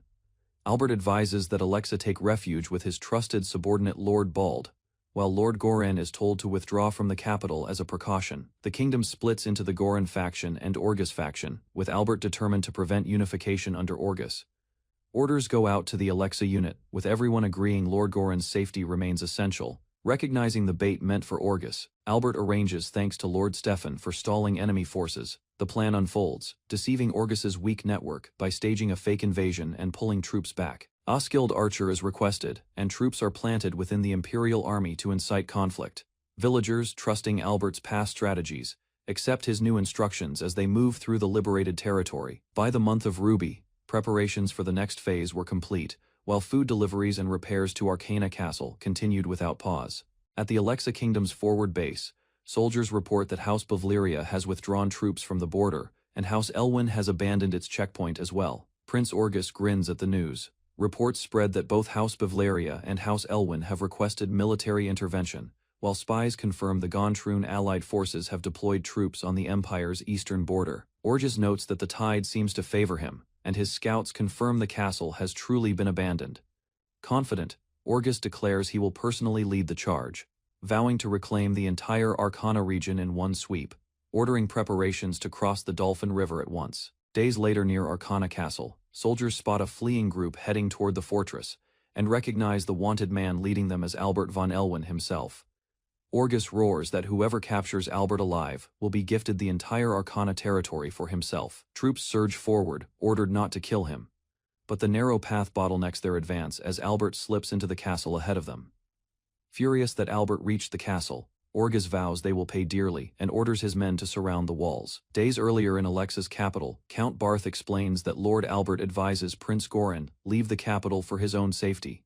Barth warns that staying could sweep Goran into the chaos of succession, especially with the king's condition worsening rapidly. He adds that Goran's departure could unite existing supporters under his banner. Though Goran worries some allegiances might still shift, Goran questions whether this plan actually means splitting the country in two. Barth advises keeping farewells brief, certain the Orgus faction will soon send their own messengers, and orders a carriage prepared immediately. In Arcana Castle, Goran silently apologizes to his father for dividing the kingdom this way. Word arrives that the king has passed away, leaving Goran shaken as he grips the only path left to survive. Goran declares he will feign illness, leave the capital, and go see his father one last time, prompting Barth to confirm his decision. Albert panics, learning they now face 2,000 troops, having already sent the demon tribe and slat soldiers away. With only 10 men and Luminous, Albert despairs at the life-or-death crisis unfolding before them. Luminous, smiling, asks whether they should commence the operation, wanting half the surrounded men as prisoners. With torches lit and the signal given, Albert steps forward and declares himself openly, calling out that anyone wishing to take his head should step forward now. The gate bursts open and Orgus's soldiers charge after him, only for the ground beneath them to collapse into a hidden pitfall. Albert grins down at the trapped men, revealing the traps were crafted by the demon tribe, and warning that reaching him means surviving these first. More soldiers fall victim to hidden blades, oil and flame, as they scramble past the first pit, one man screaming as fire engulfs him.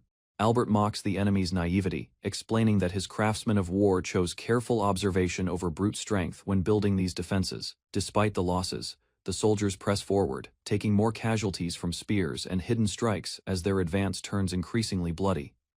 Albert taunts the kingdom's army as worthless cowards, until an archer draws his bow and finally puts an arrow through him. Luminous cries out in shock as Albert collapses, both of them stunned that this could actually happen. The soldiers cheer that the enemy general has been slain. Unaware, Albert still breathes as Luminous carries him away in panic. Later, Albert calmly notes the plan worked exactly as intended, praising Warad's men, while Luminous points out the enemy is throwing everything they have. The two retreat safely through the secret passage as planned, regrouping at the Elwyn camp near the Elfin River. Merida rushes to embrace Albert, relieved he is safe after hearing the enemy launched a full assault on Arcana Castle. Albert asks where Arius is, and Merida explains she came herself as his bodyguard. She adds that Berta and Alicia are taking care of him back home. Merida praises Albert's daring gambit, calling it exactly what she'd expect from the demon tamer for risking his life to lure the enemy. She offers her personal guard unit to reinforce his forces, and Albert thanks her, ready to deliver the final blow of this battle. Merida explains the troops are thanks for handing over Licht, easing Albert's earlier worry about being short on numbers. Albert announces House Elwyn will now begin their counterattack against the enemy. Orders are given for all units to march through the night and reach Arcana Castle before dawn, with Slat forces and the King's Guards under Vice General Miller, and Lies von Alco leading the vanguard. Miller vows they will accomplish every goal without fail, honored to lead the charge before His Majesty, and calls Lies to move out together. Slat forces and the King's Guard move out, ordered to protect His Majesty while advancing alongside Lies and her troops, with Preston, Rather, and the rest of the Elwyn forces close behind. A demon-horned warrior declares he shall personally serve as the King's Guard, while Rather is placed in command of the troops. The old warrior asks if his words have finally sunk through, insisting Rather is better suited to leading soldiers, prompting Rather to complain that it isn't fair. Rather rallies the men forward, shouting "Long live King Christ," while the demon warrior smiles, saying he will be watching every bit of her performance as commander. The soldiers roar in unison, raising their spears, as they're warned not to embarrass themselves in front of His Majesty. The demon warrior promises no one will lay a finger on the king, while Preston smiles, saying he is counting on him to stay close by His Majesty's side. The old warrior jokes they never fight on the same battlefield anymore, not since Rather took the commander's seat, and Merida notes it has been a while since Preston guarded her personally. Maridi admits she hasn't had much chance to fight lately, joking that she has grown a little thicker in places, and says she wants to fight in front of her big brother too. Albert insists she should focus on protecting herself instead, and though Marida protests, he reminds her they will still be guarding His Majesty regardless. With that, the second campaign to conquer Arcana territory begins, as Merida pouts, calling her brother mean for holding her back.